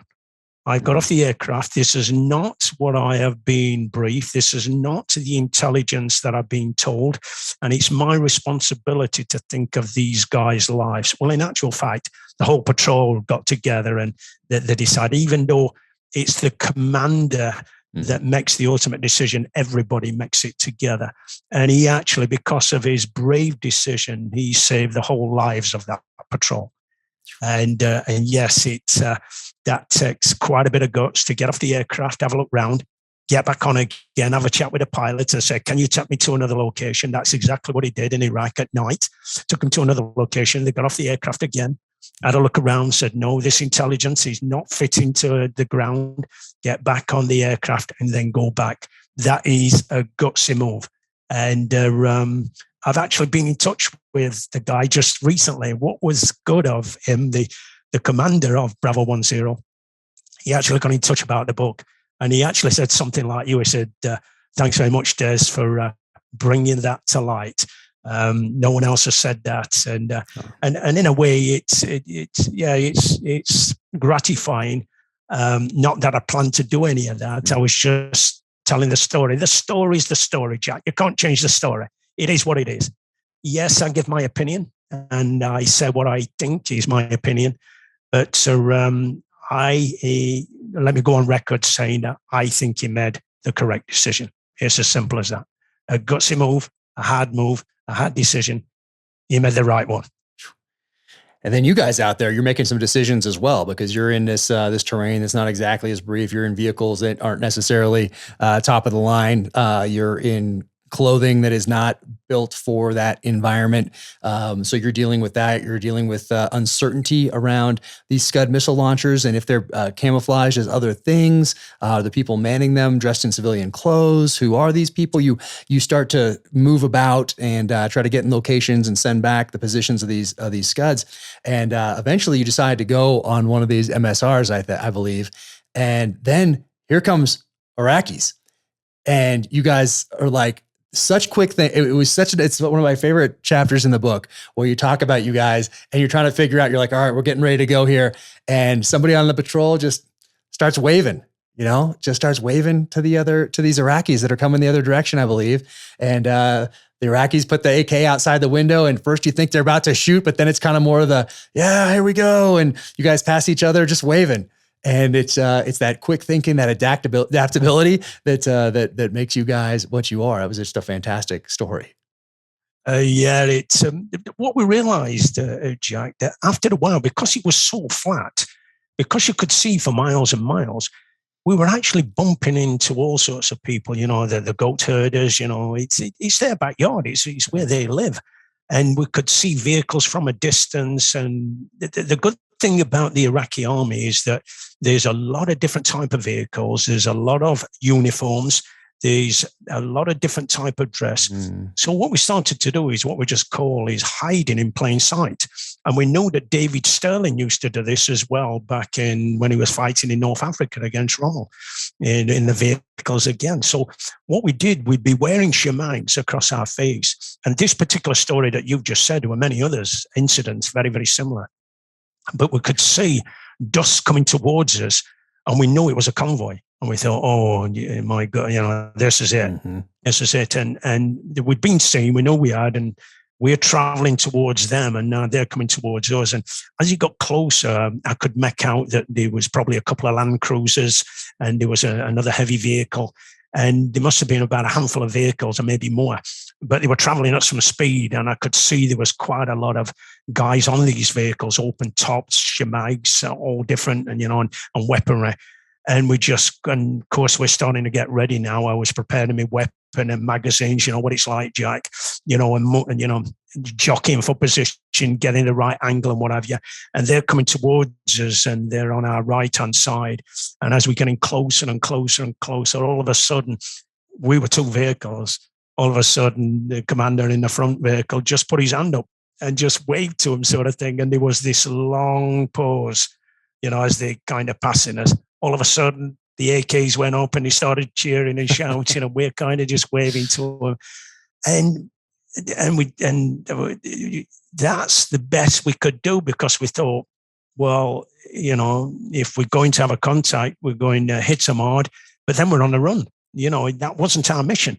Our mission was to stay covert and to find these mobile Scud missiles to stop World War III. And this was always in the back of our minds. If we went overt, or we started to have a heavy contact, is that people would know then who we were, and we haven't achieved our mission. So we've achieved nothing at all. We would then be on the run. Yeah. This happened many, many times. We bumped into many, many people. And all we did, we just kept our shemags on. We just waved to them. We kept our weapons out of the way, sort of thing. Our vehicles didn't look battle ready. And that was one of the advantages, because the Land Rovers that are battle ready, as you know, have vehicle mounts on them, have heavy weapons. They look battle ready. They look intimidating. Our vehicles were two Land Rovers, a 110 long wheelbase one, and a 90, which we called a dinky. So we call them a pinky and a dinky in the book. I was in the smaller one. So they didn't look intimidating. They didn't have any battle mounts on. Yeah. So we didn't look aggressive. We looked like we belonged in the desert. And after about a couple of weeks in the desert, you will look like you belong there. So whenever we come across anyone, we just kept going slowly at a fairly slow speed, and just waved to people, just waved and, like that. And that lasted quite a long time, until other things started to happen that we've written about in the book. Oh man. And then when it was like to find the first launcher, the first Scud, what did you guys, was there uncertainty about what it actually was? Or because before that you'd only seen them in photographs and that sort of a thing. And so what was that like? Yes, agreed. One evening we could hear all this commotion, and we was in a vehicle, and we were hoping we was in an LUP, just to lie up for the evening. It's early hours in the morning, and we could hear all this commotion, a few hundred meters away. So a couple of us went forward, and just above this mound, we could see there were loads of vehicles. There was hyper activity, and the way I can describe it, Jack, and I think I've described it in the book like this, it reminded me of a motorway or freeway maintenance. Have you seen it at night when you go down the freeway or the motorway and you have all these lights and hyper activity and people working and whatever? Yeah. That's just what it reminded me of. Wow. And me and my colleague, we were looking and trying to observe, and we were trying to look and see, and is that a Scud? Is that this? Who's that? And what? And we'd heard what they'd been, as you said, all we'd seen was pictures at that stage, and we were almost certain that this was a mobile Scud unit, if you like, because we heard that they used to move around and had troops which would protect them, and they used to come to a certain area, elevate, fire the rocket, minutes to reach its target, off they would go. So we had a couple of things in mind. We came back, we got together, we had a quick chinwag, and there were two things because our messages weren't getting through, or we wasn't sure whether they were getting through or not, Jack. We said, well, what we could do, we could go offensive. We could, even though we could see we're outnumbered, but we had surprise on our side. So we knew we'd give a good account of ourselves, and we could possibly knock out one Scud unit, if you like. But we knew that wouldn't achieve very much, because then we would hit that Scud unit, and then we'd be on the run, and we'd have to probably head us way back to Saudi Arabia, or if we're in the wrong position, head towards Syria. And we knew that wasn't our mission. Our mission was to stay covert, was to find as many Scud missiles as we could. So we did toy with that idea about going overt and being offensive.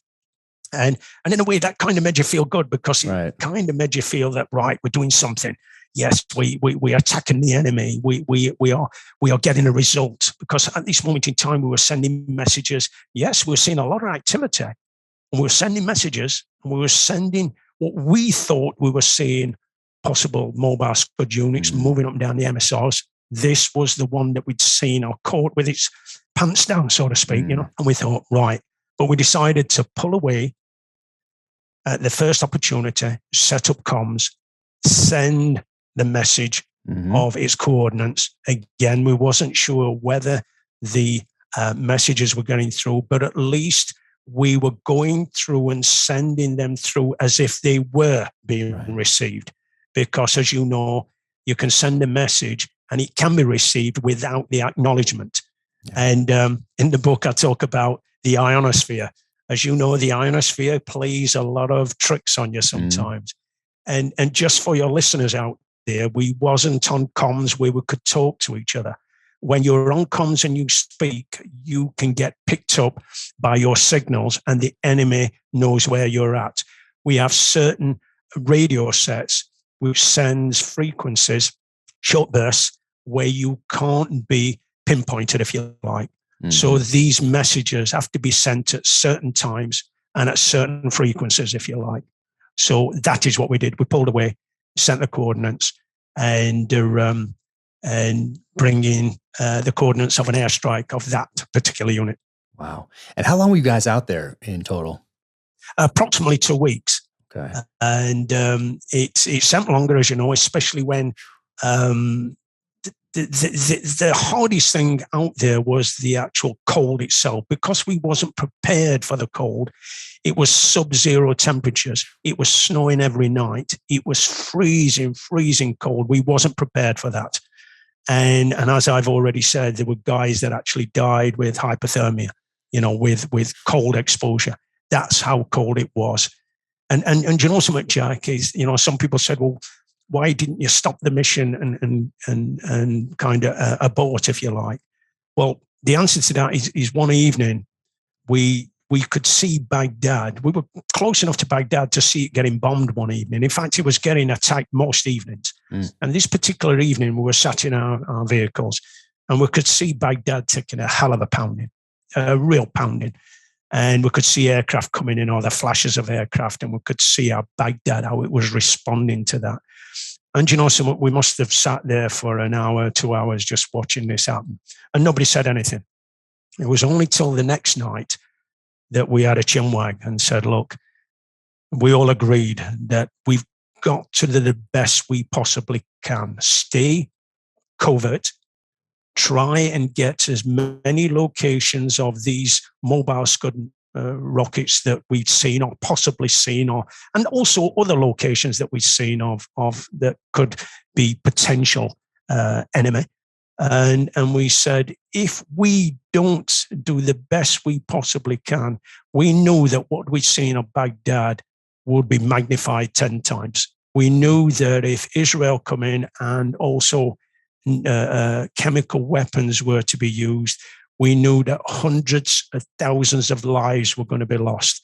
And you just felt that if we could do our bit as much as we possibly could, it's better to have tried and failed than not to have tried at all. We didn't want to abort the mission. We wanted to do the best we possibly could.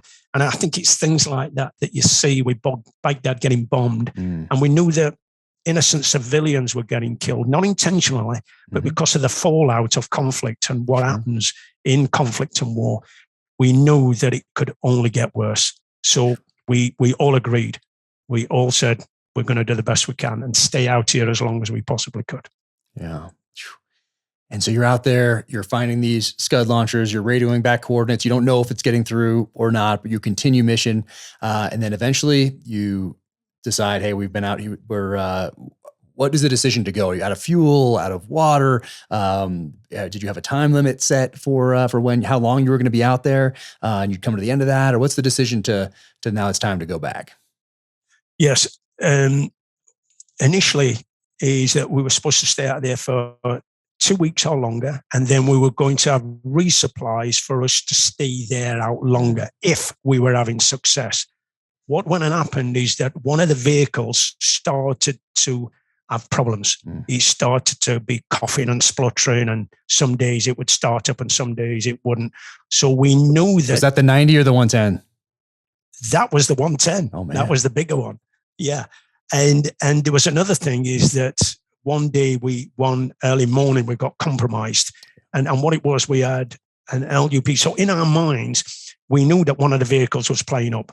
And we knew that even if we got ourselves into some hostility, we knew that one of the vehicles may let us down anyhow. So that was in the back of our minds. We thought that if we could stay covert, we had a chance of maybe carrying on. Or we also had the other part of where we could link up with the squadrons that were coming up behind us. Remember, I said that we had 2 squadrons that were coming up slowly behind us. We had flown over, or as hundreds of miles closer to Baghdad. They were coming up slowly behind us. That was the A&D squadron. So we also knew that we had a possibility of linking up with those, but that was also fraught with danger because of having a blue on blue. You sometimes term it friendly fire. So we knew that was difficult as well. And we'd already had problems with aircraft that had mistaken, that had tried to bomb us. We'd already had problems with a Chinook coming in, and we'd already had lock on as well from a Top Gun aircraft. So we thought to ourselves, let's try and keep covert as long as we could. What went and happened is that one morning, all of a sudden we heard a vehicle. Okay, very early hours in the morning. We'd had an LUP for the night. We had cam nets over the top. And then suddenly we heard this vehicle. And one of the guys gave indication that he'd seen this vehicle. And what had happened is then we had stand to. We started to get ready because we thought, this is it. We've been seen. Someone's following us. They're following us up. And now they're coming to attack us in the morning. And what happened was, in the distance, we could see a vehicle which had stopped, but we couldn't quite make out what the vehicle was. But we saw a guy that was walking towards us. So we thought, is this a come on? Because this doesn't look right. One guy walking directly towards us. And it was early hours in the morning, about 5 o'clock in the morning. It was just becoming daylight. And so we're in all round defense, and we were expecting to get attacked at any time. And as this guy is getting closer and closer, what we realized is that this guy was a civilian. And his vehicle, when we looked through the scope, bear in mind I could just make it out, it was a water bowser. And what the Iraqis do is that the civilians have these civilian water bowsers, and they go and replenish the troops. Okay, and they give them plenty of water and, give them resupplies and what have you. What this civilian had done, this Iraqi guy, he'd seen our vehicles, he'd seen the cam nets, and couldn't quite make us out, but he just thought we were the same troops. Remember what I said, hiding in plain sight? Yeah. He's coming over to us to see if we want any water or resupplies. As he got closer, he realized that, hang on, that doesn't look like Iraqi vehicles, or Iraqi netting or Iraqi camouflage or whatever. Suddenly he turned around and started to run. Now we were ready. I remember having a 66 on my shoulder, as some of the other guys did, and we were ready. And because at first we thought this was a genuine come on. We thought that we're gonna, something's gonna hit us from the rear here and what have you. And just for them few seconds, we're just going to hit the water bowser, and we realized this is a civilian. No, he's just walked onto us. It's just coincidence that he's bumped into us in the desert. Our lookers ran out. Hiding in plain sight has stopped, and we said no. Civilians, no, we don't do it. That's not our style. So we know now that we're on the run. We've been compromised. Yep. And he was then going to go and say, "Hey, we've got some troops in our back garden, and they're not Iraqi troops." So we started to pack up quick, and we all said, "Right, it's been answered for us." the problems is that we started to have problems with the truck that had problems all along, and it got worse and worse and worse. And from then on, one vehicle was trying to nudge the other to get it started and what have you. And we knew then we were in some real problems. And now we know we're on the run. So we eventually, what happened to happen, we got out of that situation knowing that we're going to be followed up. And the vehicle, the larger one, broke down altogether. So what we had to do is chain one. We're going to chain from my vehicle to the larger vehicle, and we towed it. We had to tow it through the desert.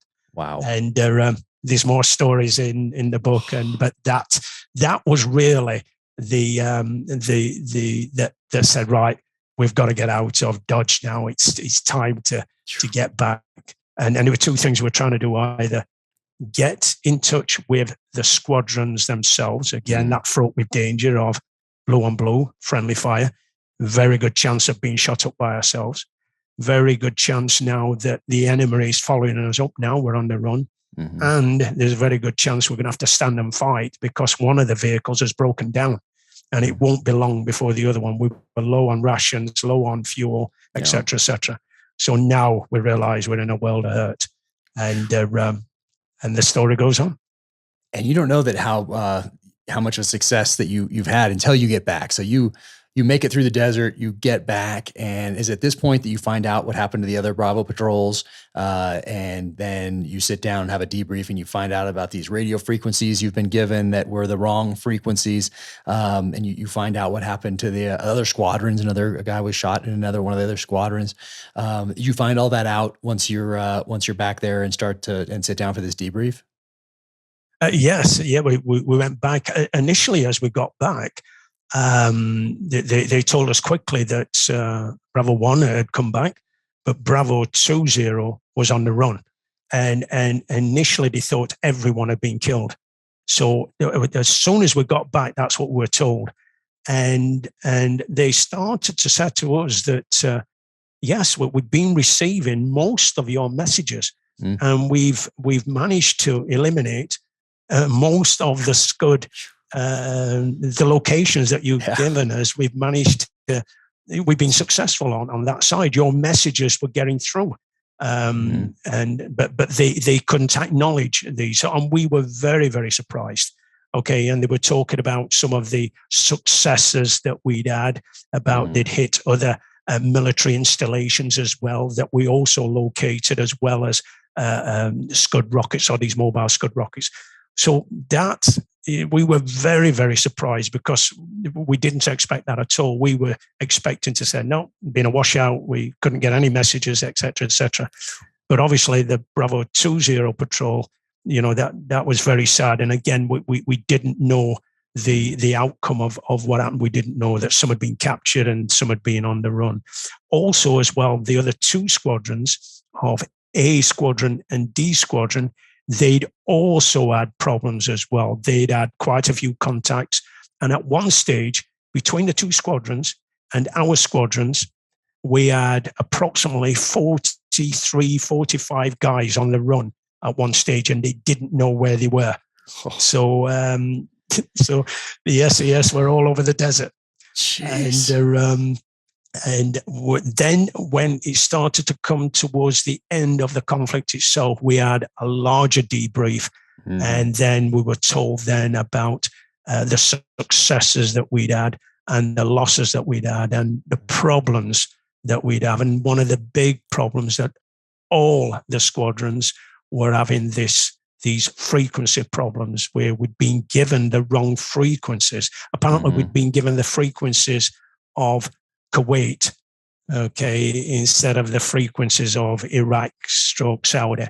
And the people say, how does that equate? And it's like giving the wrong area code. Yeah, it's like me and you talking and we have the wrong area code. Anyhow, that was the problems.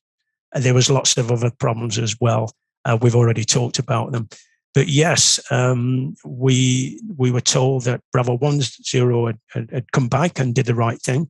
Bravo 2 Zero had been compromised and they were on their own.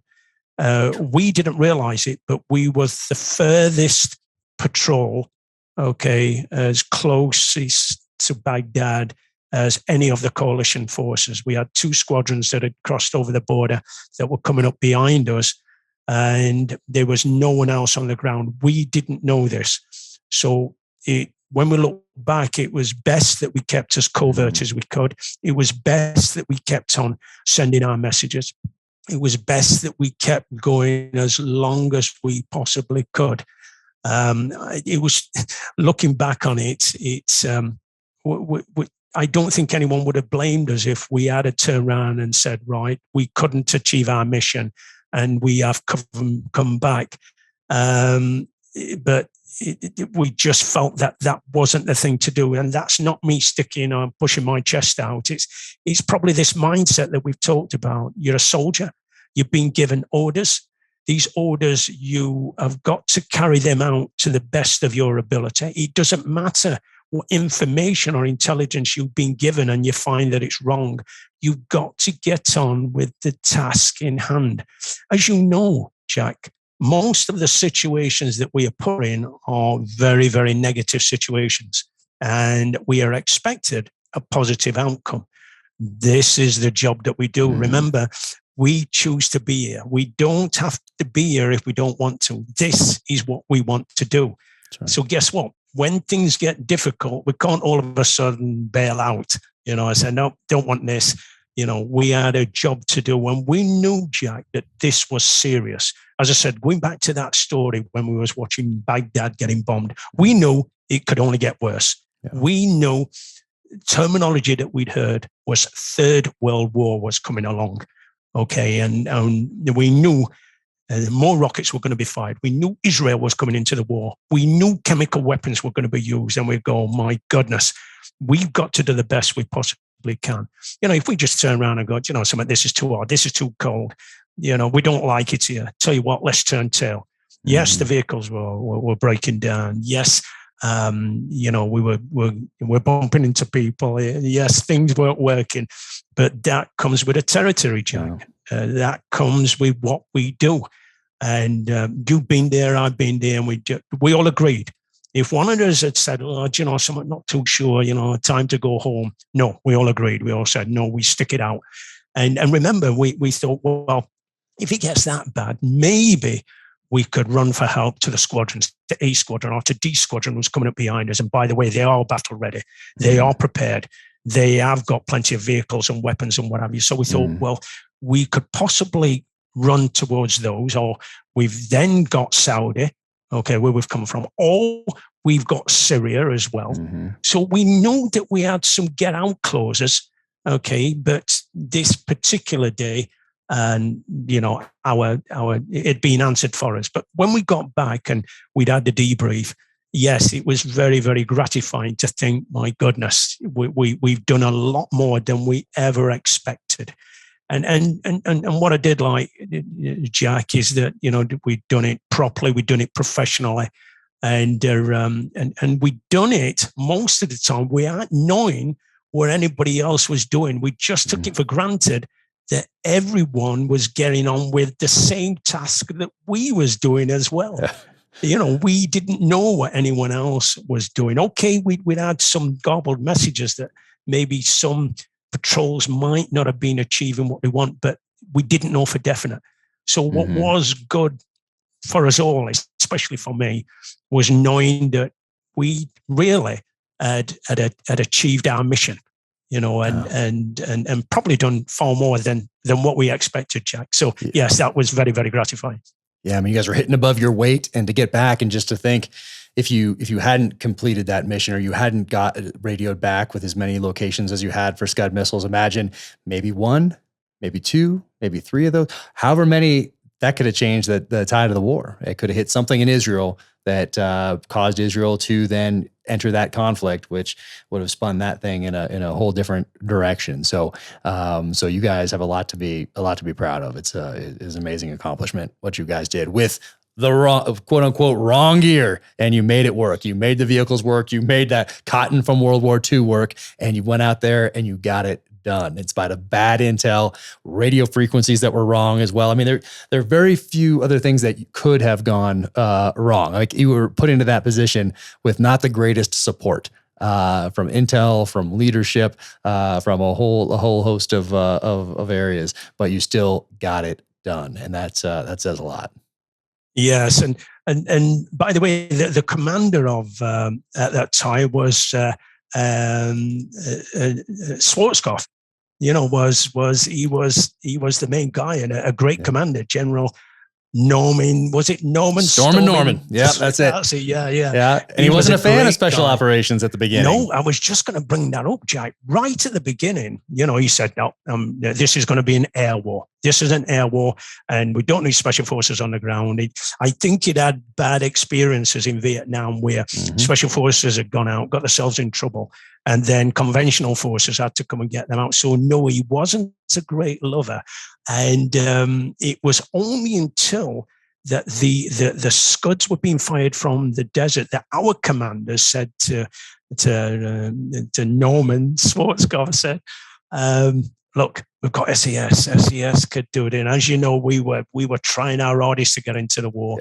And luckily, we had a commander called Peter de la Billière, who'd been, and he was the commander of the British forces. Luckily, he'd been a commander of the SAS. So he was always with Schwarzkopf, and he kept saying, look, the SAS are ready, the SAS are ready. It was only when it turned, when the Scuds started to be fired onto Israel, bear in mind, A and D Squadron already got their task. They'd already got their missions. So it left B Squadron. And they said, right, let's get 3 patrols out into the desert looking for these mobile Scuds because we don't want Israel to come into the war. And by the way, I heard that they had a battalion of paratroopers ready from Israel to parachute into Baghdad at any time. And I heard through intelligence that our government was briefing their government on a daily basis, saying what was happening regarding the Scud missiles, because every single day they were wanting to come into the war. And I get it. I understand it. Some Scuds, I believe, had landed on the capital and had killed people. But our government, and I know your government, was saying to the government of Israel, saying, look, if you're coming to the war, it will change the dynamics completely. All of the Middle East will unite against you, and that will change everything. And luckily, we managed to persuade them to stay out of the war because, yes, it would have changed. And we knew this. As I said, it sounds very dramatic when you talk about World War III. But when you was there, Jack, yes, you could really feel the tension, and it's and again, the SEALs, you had your mission, and I know there were other American SFs out there. You had your missions, you had your stories as well. So we all had tasks to do. And some stories have been told and some won't be. I've been lucky regarding this story, as I said at the beginning, is that last year I'd been given permission to write this story and bring the story out. And I've really been pleased, Jack. The response that we've had from it has been very, very positive. And it was particularly gratifying that we brought it out, as I said earlier, on the birthday of the regiment, the 80 years of the regiment itself, and 30 years of the Gulf War itself. And it's funny, the Gulf always seems to be coming back. I always hearing questions about the Gulf War and what happened there and what happened there and et cetera, et cetera. And I think it's because it's a modern war, isn't it? It's a lot of people can remember it. It's only 30 years ago, sort of thing. And so there's always been a lot of questions, and there's always been talk about the Bravo patrols. Initially, they only thought there was 1 Bravo patrol, and now people know that there was 3 Bravo patrols. And so, yes, it's been good for me to be able to bring the story out to the wider public, so to speak. Yeah, no, I think these stories are so important because today, probably more than any other time in the history of both our nations, that next generation needs people to look up to. They need heroes, for lack of a better term, because they're inundated so much with all the social media and all the negativity and all the celebrity and all that sort of a thing that people really need heroes. And books like this, like Bravo 3 Zero, that talks about this patrol, it gives kids, this next generation, those specifically, let's say kids 6th grade through high school, into college, just after college that are looking for that next thing and wondering what they're going to do. Or some, maybe you're like, I want to serve my country. And now you know what I'm going to do? I'm going to this regiment, right? I'm going to the SAS. So that's why these are so important. Books inspired me growing up. I can't imagine growing up without some of those stories, typically those Vietnam stories at the time. But they're inspiring. You're going to inspire a whole other generation with this. And I wanted to read one other thing from here. This once again says a lot about you here. And it says, sometime after the Gulf War, several accounts of individual SAS missions were published, including Andy McNab's book, Bravo 2 Zero, and Chris Ryan's The One That Got Away. There have been various criticisms leveled at these and other authors, accusing them of ogre-egging the pudding in terms of the dramatics and heroics that took place on the ground in Iraq, especially with relation to Bravo 2 Zero patrol. Chris and Andy were and remain good friends of mine. And as far as I'm concerned, our patrol could so very easily have suffered the same dire fate as theirs. Thankfully, I wasn't on the Bravo 2 Zero patrol as it was finally constituted, so I avoided getting wounded, killed, or captured. As I wasn't part of their patrol, I don't feel qualified to comment on the authenticity of their accounts, but knowing both men as I do, they have my respect. I salute each of them for getting out alive, as I do all of the Bravo 2 Zero patrol members who survived the terrible trials and tribulations of Iraq. Had the proper SAS warfighting vehicles been provided at the time, then I am certain that McNab's patrol would have grabbed them with both hands and deployed with guns and wheels. I am also certain that Patrick Johnson's patrol would have gone in driving vehicles, and that when they drove down the Chinook's open ramp, they would have surmised that even though the terrain was horrendous, at least with war wagons, they could run and fight their way to the border if need be. That is the real failure in terms of the fate that befell the Bravo 2 Zero patrol, and the Bravo 1 Zero patrol for that matter. Leveling criticism at those men who, in spite of everything, did their very best to achieve their missions is unacceptable in my view, and especially when the Bravo 2 Zero's patrol dire fate and the fate that befell Bravo 1 Zero owed much of their failure to equip those fighting men properly for war. As I've said, all the men of both patrols have my respect. That says a lot about you right there. And I get a lot of questions about the Bin Laden raid and the books that have been written about that, or the accounts that have been written about that. And, you know, for me, anytime someone writes about their experience in war, it is from their perspective, and that's how it should be viewed. And I respect every single one of the guys that got on those helicopters in Afghanistan and flew into Pakistan that night in May to get Osama bin Laden. Every one of those guys has my utmost respect. So for you to do that, I think that says a lot about your character as well.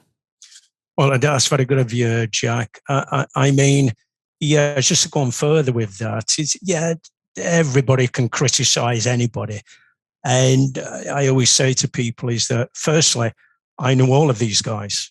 You know, we were all in the same squadron together, you know, and in some case, the same troops. You know, me and Andy McNab, we was in air troop together. You know, Chris Ryan, he's in mountain troop. But we come under the umbrella of B squadron. We was in the same squadron. So on all of these guys. And yes, it's very easy to point the finger saying, well, they should have done this, or they shouldn't have done that, or they could have done this, or they could have done that. Oh, well, guess what? You weren't there. And I always think like this is that whether you do things right or whether you do things wrong, you do it with the best intention. You do the very, very best you can in a very, very difficult environment. And I always think of it like this. I always say to people, if a guy is willing to commit the ultimate sacrifice to achieve the actual mission, the task itself, well, that's good enough in my book. Yeah. And I just point out, you know, as you pointed out, is that these guys tried their very, very best to bring about a successful mission, but they are not here today. And they did their best. So it always needles me a little bit when I hear people, you know, criticize him and them and, you know, well, I would have done it different. Guess what? You didn't, and you weren't there. So I always think of it like this. I've said it earlier on, is that we're in a profession that we choose, Jack. Both me and you chose this profession. Mm-hmm. Nobody forced us. So we know that the missions, the jobs, the tasks are always going to be difficult, always going to be dangerous. And again, it's up to us whether we want to do it or not. So it's no use whinging and whining and belly aching, is it? As I said earlier on, you just get on and you do it with your hand on your heart to the best of your ability. As I said, these guys committed the ultimate sacrifice and they're not here today. So that's good enough in my book. They tried their very, very best. And and it's good that for you to point that out. So it's very good of you, Jack. Thank you. Yeah, absolutely. And then when you get home, what's different when you guys fly back to the UK? What is that like? You get off the plane, you get back to your base. Are things different now? I mean, are people talking about it? You have another big debrief maybe back there. What's changed now after these 3 patrols, or after the experience as a whole in Iraq in the first Gulf War? What changes when you get home? Yes, I've said it in the book, and I'll just go on about it a little bit. When we come out, after a short period of time, the whole regiment gets together. The conflict comes to an end, and then we have our own debrief. And as you can imagine, it gets a little bit tense. I pointed it out in the book that what we do, and a lot of it is about the lack of equipment and the lack of problems with comms and why this wasn't provided and what happened with the cold weather equipment and what about weapons. And so there's a heated debate. Bear in mind, we're SF community, so we're grown-ups. We can say what is on our minds, and it's actually encouraged.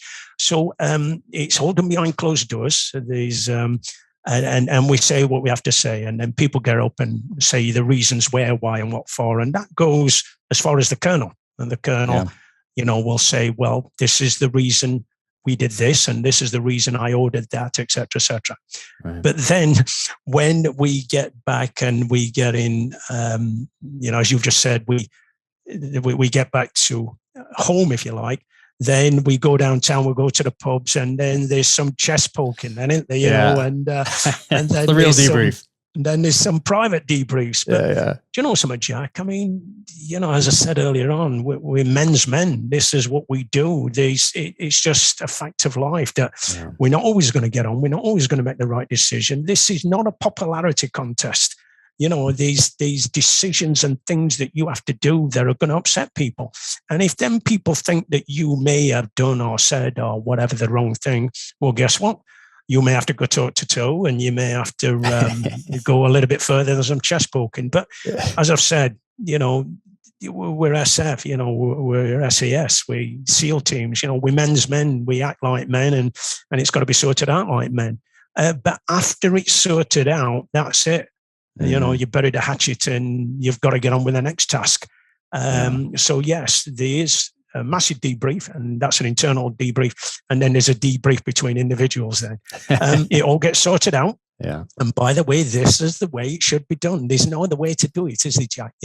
As I said, we're not nursery teachers. We're not school teachers. I mean that with respect. We do what we say we do on the can. This is a rough life. This is not for everyone. And but as far as I look back and all the things that I've done within the regiment, I wouldn't have wanted it any other way. This is real life. Yeah. This is how it really happens. And this is, as the family that you create within the regiment, within the SEALs and within the regiment are closer than blood. And so it comes to a time when you are not always going to get on with each other and you're going to have arguments, but this is how it should be, and it's the only way to do it. But it sorts itself out in the end, and guess what? You just get on with the next task that comes about. Yeah. And then when you guys got back, were there changes implemented with gear, with tactics, with planning? Did you finally get some puffy jackets, something that wasn't made out of cotton, something that was not put together in 1942? Did you get better gear, better boots, better vehicles, better training maybe for cold weather environments? Were there changes that were implemented based on what happened with the 3 Bravo patrols? Absolutely, Jack. Yeah, all these points were brought up. And as you know, there's a phrase that we use called lessons learnt. So whenever we come back of an operation, we always have a debrief. I know your guys are the same. And just for the listeners, it's, we sit down and we just say, right, how can we make it better next time? What did we do wrong? We call it a positive negative. So it might have been a negative situation, but how we're going to bring about a positive outcome next time, because we don't want that to happen again. So yes, we realized they were short of equipment and of weapons and of, this happened, that shouldn't have happened. And it's all written down, it's all logged. And we hope that it doesn't happen the next time. But do you know something, Jack? When you look at history, and the same things seem to happen over and over again, is the weather is always a problem. Guess what? You can't control the weather. Yeah. We have a comedian here in UK, and he says, no such thing as bad weather, just wrong clothing. And that is true, actually. That is true. And so, and we certainly found that out in the Gulf. As I said, some guys paid their life with not having the right equipment. So it's serious. But no, you were right, Jack. There were a lot of things that were changed, and certain procedures, equipment, clothing. And yes, we did get some Dana boots like what the SEALs have, but you know something, Jack, as well, it was pointed out that I said, well, look, I had to go to my neighbors. I went to see the SEALs, and they were well prepared, and they were this, and they knew that, and they knew the other, and they took it on the chin. He goes, yes, you were right. We wasn't prepared, and et cetera, et cetera. Yes, there's a speed at what things happen. They happened so fast. And especially when the Bravo patrols came about, we wasn't ready for that tasking. Yeah, we were BCRs, as we said. When that came about, that was a completely different tasking altogether, and we was not prepared for that at all. No, so definitely lessons learned, and yes, so it was all written down, it was all documented, and in the future, yes, things did change. Yeah, that's what we owe to the guys that didn't make it back, is passing on those lessons learned to that next generation of operator. To that guy, we honor the guys that are wounded and didn't make it back. But yes, what changed with you as a leader, or specifically as an operator, coming back now with that experience? Because you still have another over a decade that you're going to be in the SAS. You're part of this mission. That's a part of your history. So what changes with you as far as being a leader or an operator? Yes, you're right. I mean, before I went to the SAS, I'd done 8.5 years in the parachute regiment. Then by the time the Gulf come about in 91, I'd been with the regiment for about 4.5 years. So yes, you're right. I then served with the regiment for about another 15 years or so. And yes, that gave me a lot of experience. And I think it probably, it was my first real major mission. It was a large war, weren't it? The conflict was massive. So yes, I learned a lot. I think in terms of conflicts, they tend to be smaller, or they have been in the past. The Gulf War was a big one, and I think as a commander, if you like, I think it certainly opened my eyes up to see what definitely can go wrong. I always have this expect the best, but plan for the worst. I always do that, even when I'm in Civvy Street. I never expect things to go smoothly. And definitely when I'm in the military, I always do that. And I think Jack, as well, that things very, very rarely go to plan. Yes, you have to have a plan. You have to go forward and plan what's going to happen, but that plan will always change. You always have to massage it. So answering your question, I think it did change me as far as that. But here I am in the mighty SAS, and even they got things wrong. So even though they got better in the future with some of the future missions and tasks that I did with the regiment, but it certainly hardened me up not to kind of depend on things and to work out the way they should do, no matter what unit you were with, no matter whether it's a conventional unit or SF. Again, a long-winded answer to your question, but I think it hardened me up for the future that came about, and probably not a bad thing, Jack, because it's the nature of our job that it's, as I've said before, it's difficult, it's dangerous, and I think it's good to stay on your toes and not expect things to always work out. And I think, I think that the Gulf War certainly taught me that, Jack. It certainly did. Yeah, don't let it be a surprise when you get knocked down or things don't go according to plan in a military operation or in life in general. That's for sure. And then, so you have another almost 15 years in after that. Do you deploy again, or what do those next 15 years look like for you? Well, I got involved, luckily, people might say, what? I got involved in probably just about most conflicts, from Northern Ireland to Bosnia to Iraq, Afghanistan, Libya, Somalia, Latin America, most places down Africa, to greater or lesser degree. As I said, the regiment has a habit of poking its nose into a lot of other people's business. And but even though we laugh about that, the job that we do initially is to help. I mean, there's countries that can't help themselves, and these bad things that are happening. And what I like about the regiment is that the regiment is willing to do something about it. Now, it's not always action oriented. Sometimes we may go to a certain country, we may gather information, we may find out things that are going right and things that are going wrong, come back and give a report and say, this is what we advise you to do. So it's not always offensive. We go in there sometimes to gather information. But yes, there is times when we have to go there, and it's inevitable that there is going to be conflict.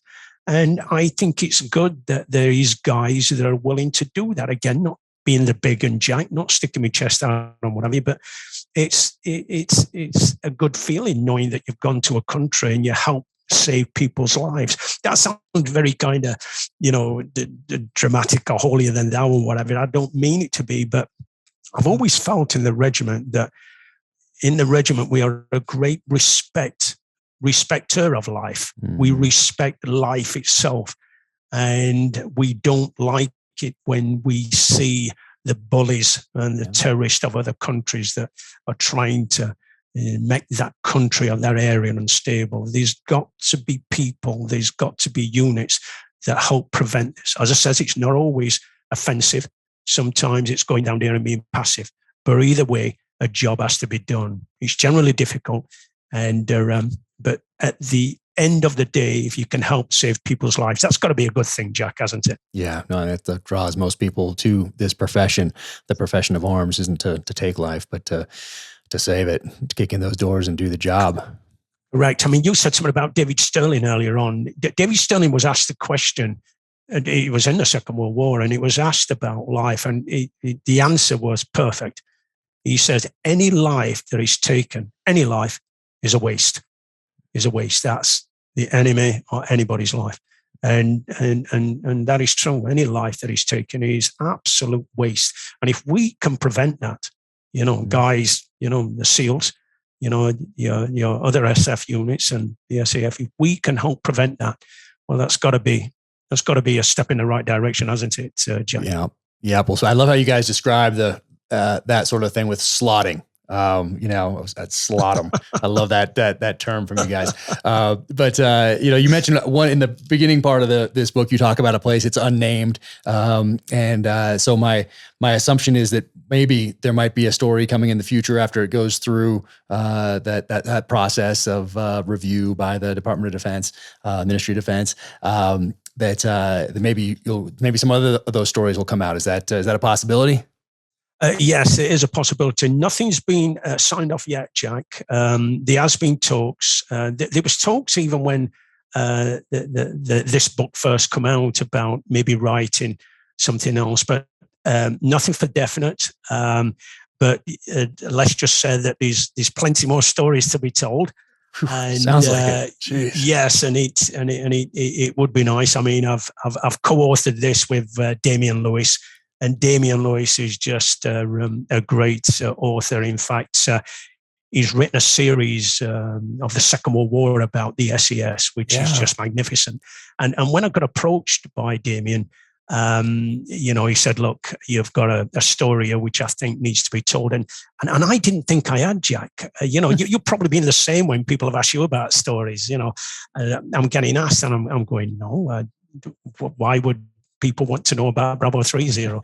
Anyhow, Damian is just a fantastic author, and with me co-author, he's a historian.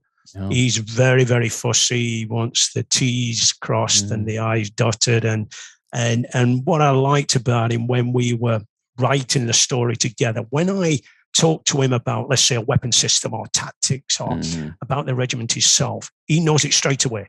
He's there. He's very savvy. He knows more about the regiment than I do, and he's a non-military guy, but he's just so passionate about this sort of genre.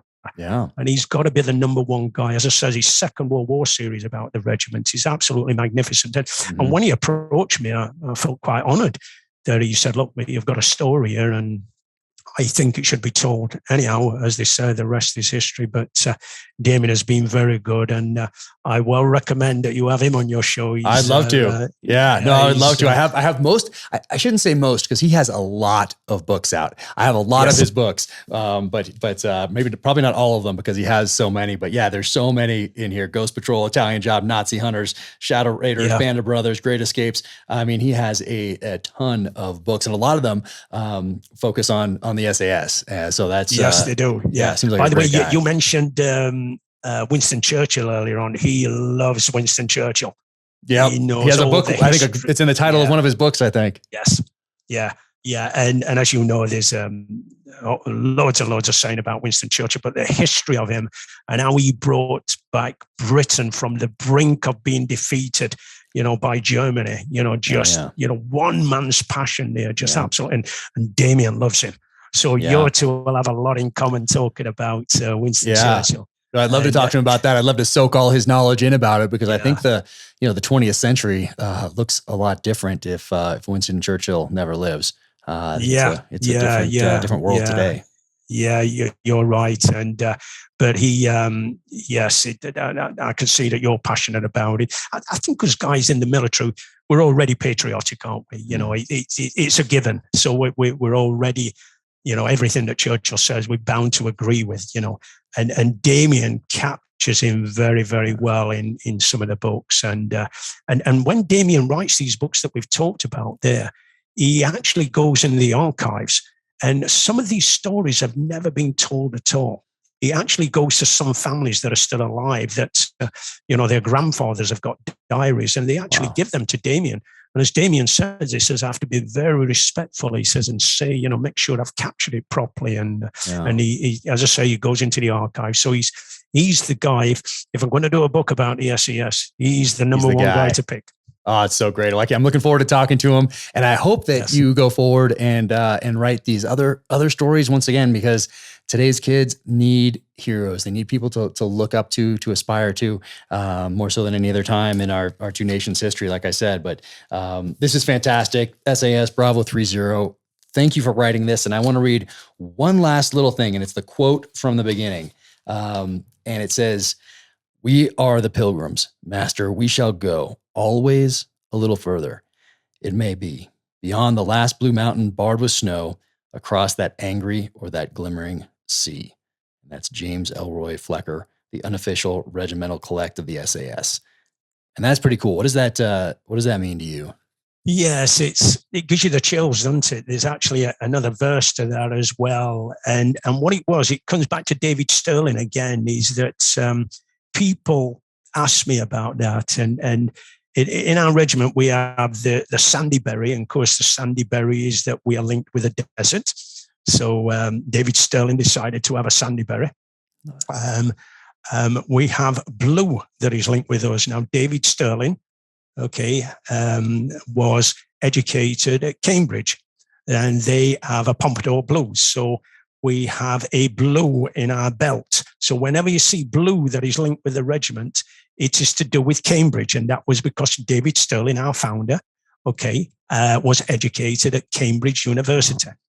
So we have the sandy berry, we have the blue belt, and our wing dagger is to do with ISIS stroke the wings of ISIS, which was a winged goddess of Egypt. And this winged goddess was a protector of all things good. And because the headquarters was in Cairo, Egypt, David Sterling decided to take on that mythology of the Egyptians. And so our wings of Isis and the winged dagger. Some people say it's a sword, and a sword is always means strength. So the wings, the dagger itself, the winged dagger, the blue, okay, and the berry. And then coming to that is that James Elroy Flecker was a poet, and it was David Sterling that liked his work. And he said that saying depicted the SAS perfectly. Wow. So that become the unofficial collect of the SAS regiment. And that is how the colors, the daggers, the wings, and the actual SAS collect all come together to form the SAS regiment. And whenever I hear that the Pilgrim's Master, we shall always go a little further beyond that last blue mountain, Bardwich Store, across that angry or that glimmering sea, always gives you the chills. And by the way, you read it perfectly. So well done. Oh, well, thank you. I love that. Always a little further. Always got to get up, keep moving forward. It's yeah, man. Thank you so much for spending all this time with me. It's been a huge honor for me to get to talk to you about this and these other things we discussed. And I hope that we can meet up in person one day. I hope we can make that happen soon. Jack, it has been an absolute pleasure. It's been great talking to you. And you know what makes me feel good? I'm glad I got the story in about the seals in the book there. I know. That is great. It's good. When I got to that part, I was like, all right, nice. I really got, when I see you personally, if I come over to the States, I'll make a point to come over and see you. Okay, that'd be amazing. That'd be amazing. Because I got to that page and you get to the top of a page and seal all in caps pops out, even though it's like, halfway down. Yes. And I was like, oh boy. This could go one of two ways right here. And I was so glad that it went in a positive direction. I tell you what we did get wrong, Jack, and it slipped through. We knew about it, and we said something about it. I know your guys don't use sergeants. I know. I saw officer, chief petty. Yeah. So I didn't. It says sergeant in there, and I was like, well, he probably means chief, or it could have been an E6, could have been an E6, a petty officer, but I'm guessing it was probably the chief. What we know, we recognize that. We said, oh, right, we need to change that. But as usual, we keep saying, change it, or that. And, and even when the book come out, I saw there were other mistakes as well. Yeah, that's always going to be mistakes. Yeah. So anyhow, they know about it. And I think in paperback, I've said to them, I says, paperback in another few months' time, make sure that gets changed. So for you, we will get it changed. Is that okay, my friend? That is okay. But you know what? Because you're from the UK, it totally makes sense. In my mind, I was like, I love it. It's fine. Like I knew exactly what you meant. So Well, I think we've only had them come up on social media and say, by the way. And I go, well, that's a fair one. That's a fair one. There's always going to be somebody on social media that's going to point out what's wrong. I mean, it's just how it is. And so I try not to do it. I don't know if I ever have, but I try not to do that sort of thing. But we'll get it changed. But Jack, can I just an absolute pleasure, my friend. I'm glad we're both putting water back in the well. What about that? I like it. Just wanted to say a quick thank you to Navy Federal Credit Union for taking such good care of me and my family over the years. I've been a member since 1996. Right there. There's my Navy Federal Credit Union Q card right there. So been a member for quite some time now. They've done a fantastic job with me and my family. And I know that investing and saving can be stressful, and Navy Federal Credit Union takes that stress away. A lot of educational materials, and they can help you get on track in 2022 when it comes to saving and investing. So go to NavyFederal.org/save and invest. Trust me, you won't regret it. All right. Mountain Tough, MTN Tough. Awesome.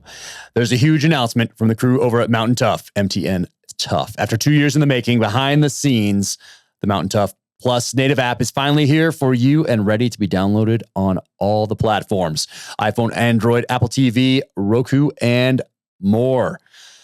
MTN Tough Plus is the fitness app trusted by the dedicated, trusted and used by dedicated backcountry hunters, wildlife firefighters, law enforcement officers, and U.S. military special operations forces. And now you can train on your time, your way, from your phone, tablet, TV, or web.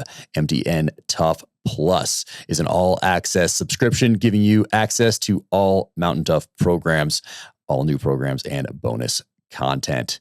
Awesome. If you've been following me for a while, you know that I have prioritized finishing my latest novel and moving. This will probably be one of the last things I do from this studio as we move to the new house and new studio. So that is about to change. My priorities moving forward, well, I'm going to get better at scheduling these things and actually getting those workouts in, then working for about 3 or 4 hours on the novel, then jumping into the business side of thing for an hour or two. But point being, MTN Tough, Mountain Tough is the program that I am using. I've been scouring the website, checking out the app. It is absolutely awesome. And these days with so much going on, I need something that's going to tell me what to do because I'm going to shift right from doing one thing, bam, into the workout and having it right there, ready to rock.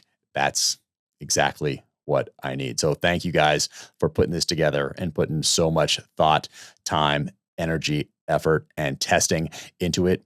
Because what I want to do these days is be ready for life. And yeah, I'm probably not jumping out of a plane anymore and going doing those special operations type missions. Now it is training for life and to keep up with very active kids. But this is what I'm going to use: MTN Mountain Tough. Increase mental toughness, build muscle, improve endurance anytime, anywhere from any mobile device. Thousands of workouts are available in the MTN Tough Plus subscription. You can start today with no equipment needed to start. That's what also that I liked what I saw. You can have equipment or no equipment. And there are workouts for every level: beginner, intermediate, advanced, elite. Just get on there and check it out. And then more importantly, get after it. Everything you need is in one spot. From cardio to strength, Mountain Tough programs are designed to be built around to build the optimal athlete. Thousands of hours of testing on dedicated mountain hunters, first responders, and military personnel. Programs for everyone: those who hit the gym and the heavy weights, and those who like to work out at home with no gear at all. Stream from your TV, laptop, mobile, or tablet. Download workouts in iOS and Android, compatible with Chromecast and AirPlay. MTN Tough has been the trusted training for dedicated individuals for years now, including U.S. military special operations and dedicated backcountry hunters. There is no excuse for you not to start today, as after 2 years of research and development, the MTN Tough Plus native app is ready to download. With MTN Tough Plus, you can conquer your goals with thousands of workouts and train with equipment or just your body weight on your phone, tablet, TV, or web browser. MTN Tough is offering Danger Close listeners 20% off all new Mountain Tough Plus subscriptions with the code Danger Close. Go to mtntough.com and enter the code Danger Close to receive 20% off brand new Mountain Tough Plus subscription. That again is mtntough.com and enter the code Danger Close. Welcome to the gear highlight portion of the Danger Close podcast.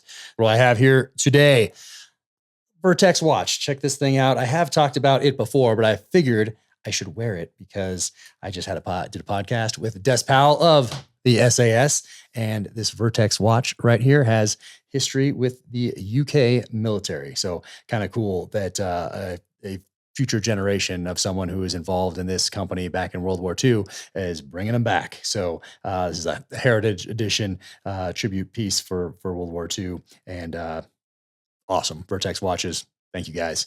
Awesome. What else do we have here? Wilson Combat. Look at that. You guys know Wilson Combat, but they do grip modules now for the SIG P365, which if you've been following me for a while, you know I'm a huge fan of. So Wilson Combat sent a few of these. You can put some fire control units in here for the 365. And I'm looking forward to trying these things out. So cool what you can do now with all the grip modules, barrels, all the rest of it. So very cool what you can customize with these grip modules. And with the SIG P365, they do them on the 320 models as well. But and look at that. Little desert tan action. Yes. And if you just watched the podcast with Des Powell, you know why they have the desert colored berets. That was really cool. All right. Tim Abel. So Tim Abel, I first became aware of him on a show called Soldier of Fortune, Inc. back in 1997, 98, when I was finishing up buds, getting to my first SEAL team, former Army Ranger, been a guest on the podcast, a hunter, a patriot, incredible guy. He was in a short film called Fathers and Sons that Michael Broderick, who's another actor, former Marine, put together during COVID. That is a Terminal List inspired story with James Reese's dad and a former platoon mate of his talking over a game of pool. And it's one of those films. It's short, so it's 10 minutes long. It's called A Short, but it's one of those films that has heart. And definitely check it out. You can go back in my blog. I put a little bit more information last year on my blog about it, but you can just type in Fathers and Sons, Tim Abel, Michael Broderick, Terminal List, and it should pop right up. You can check it out. It's on my my YouTube channel as well. So what Tim Abel did was, oh man, it's so cool. He sent me the Gerber that he used in the series in Soldier of Fortune, Inc., which was Jerry Bruckheimer, Don Simpson bringing big screen action to the small screen back in 97 and 98. So super cool. Sent me a book that I think I would like. Tim, thank you so much. And then this is super cool. The Soldier of Fortune crew shirt, man, in my size and everything. So man, awesome. Thank you so much. And unfortunately, another actor that was on that show, Brad Johnson, just passed away recently. I had the good fortune of meeting him a couple times over the years at different hunting shows, and what a nice guy! Just incredible. He was in Always. He was in Flight of the Intruder, for those who remember that film, and then also in Soldier of Fortune, Inc. So such a great guy, and thoughts and prayers to his family. Tim, thank you for sending all that. Thank you for your work in Fathers and Sons, and for everything else that you have done, both personally and professionally, and all you do for veterans. So thank you, my friend. And what is this? Look at this. Bam. What is this? Volume 2, 1911 series. I haven't even opened these up yet because these ones came in the slipcases. Without slipcases, I had those already. I've been using them for research on this last novel. So these are the Vickers guides. James Rupley and Larry Vickers do these. The series is incredible. The photos, absolutely amazing. I know I've held these up before, but these ones just came in the slipcases. So that is incredibly cool. These are never far from reach as I'm doing the research for weapons in my novels. And anybody who's a student of weapon craft should have these on their shelves. So vickersguide.com. Check them all out. They're absolutely fantastic. Thank you for tuning in to the Danger Close podcast, an Ironclad original presented by Navy Federal Credit Union. For more on Des Powell, for sure, get this book, and you can go to the show notes and find out how to connect with him on the social channels. I sincerely hope that he writes more about his experiences in the SAS and his experiences after his time in the SAS as a contractor. He's had quite the journey. My next novel, In the Blood, is coming May 17th and is available for pre-order now. Till the next time, take care out there. Stay safe. Be strong. Keep fighting.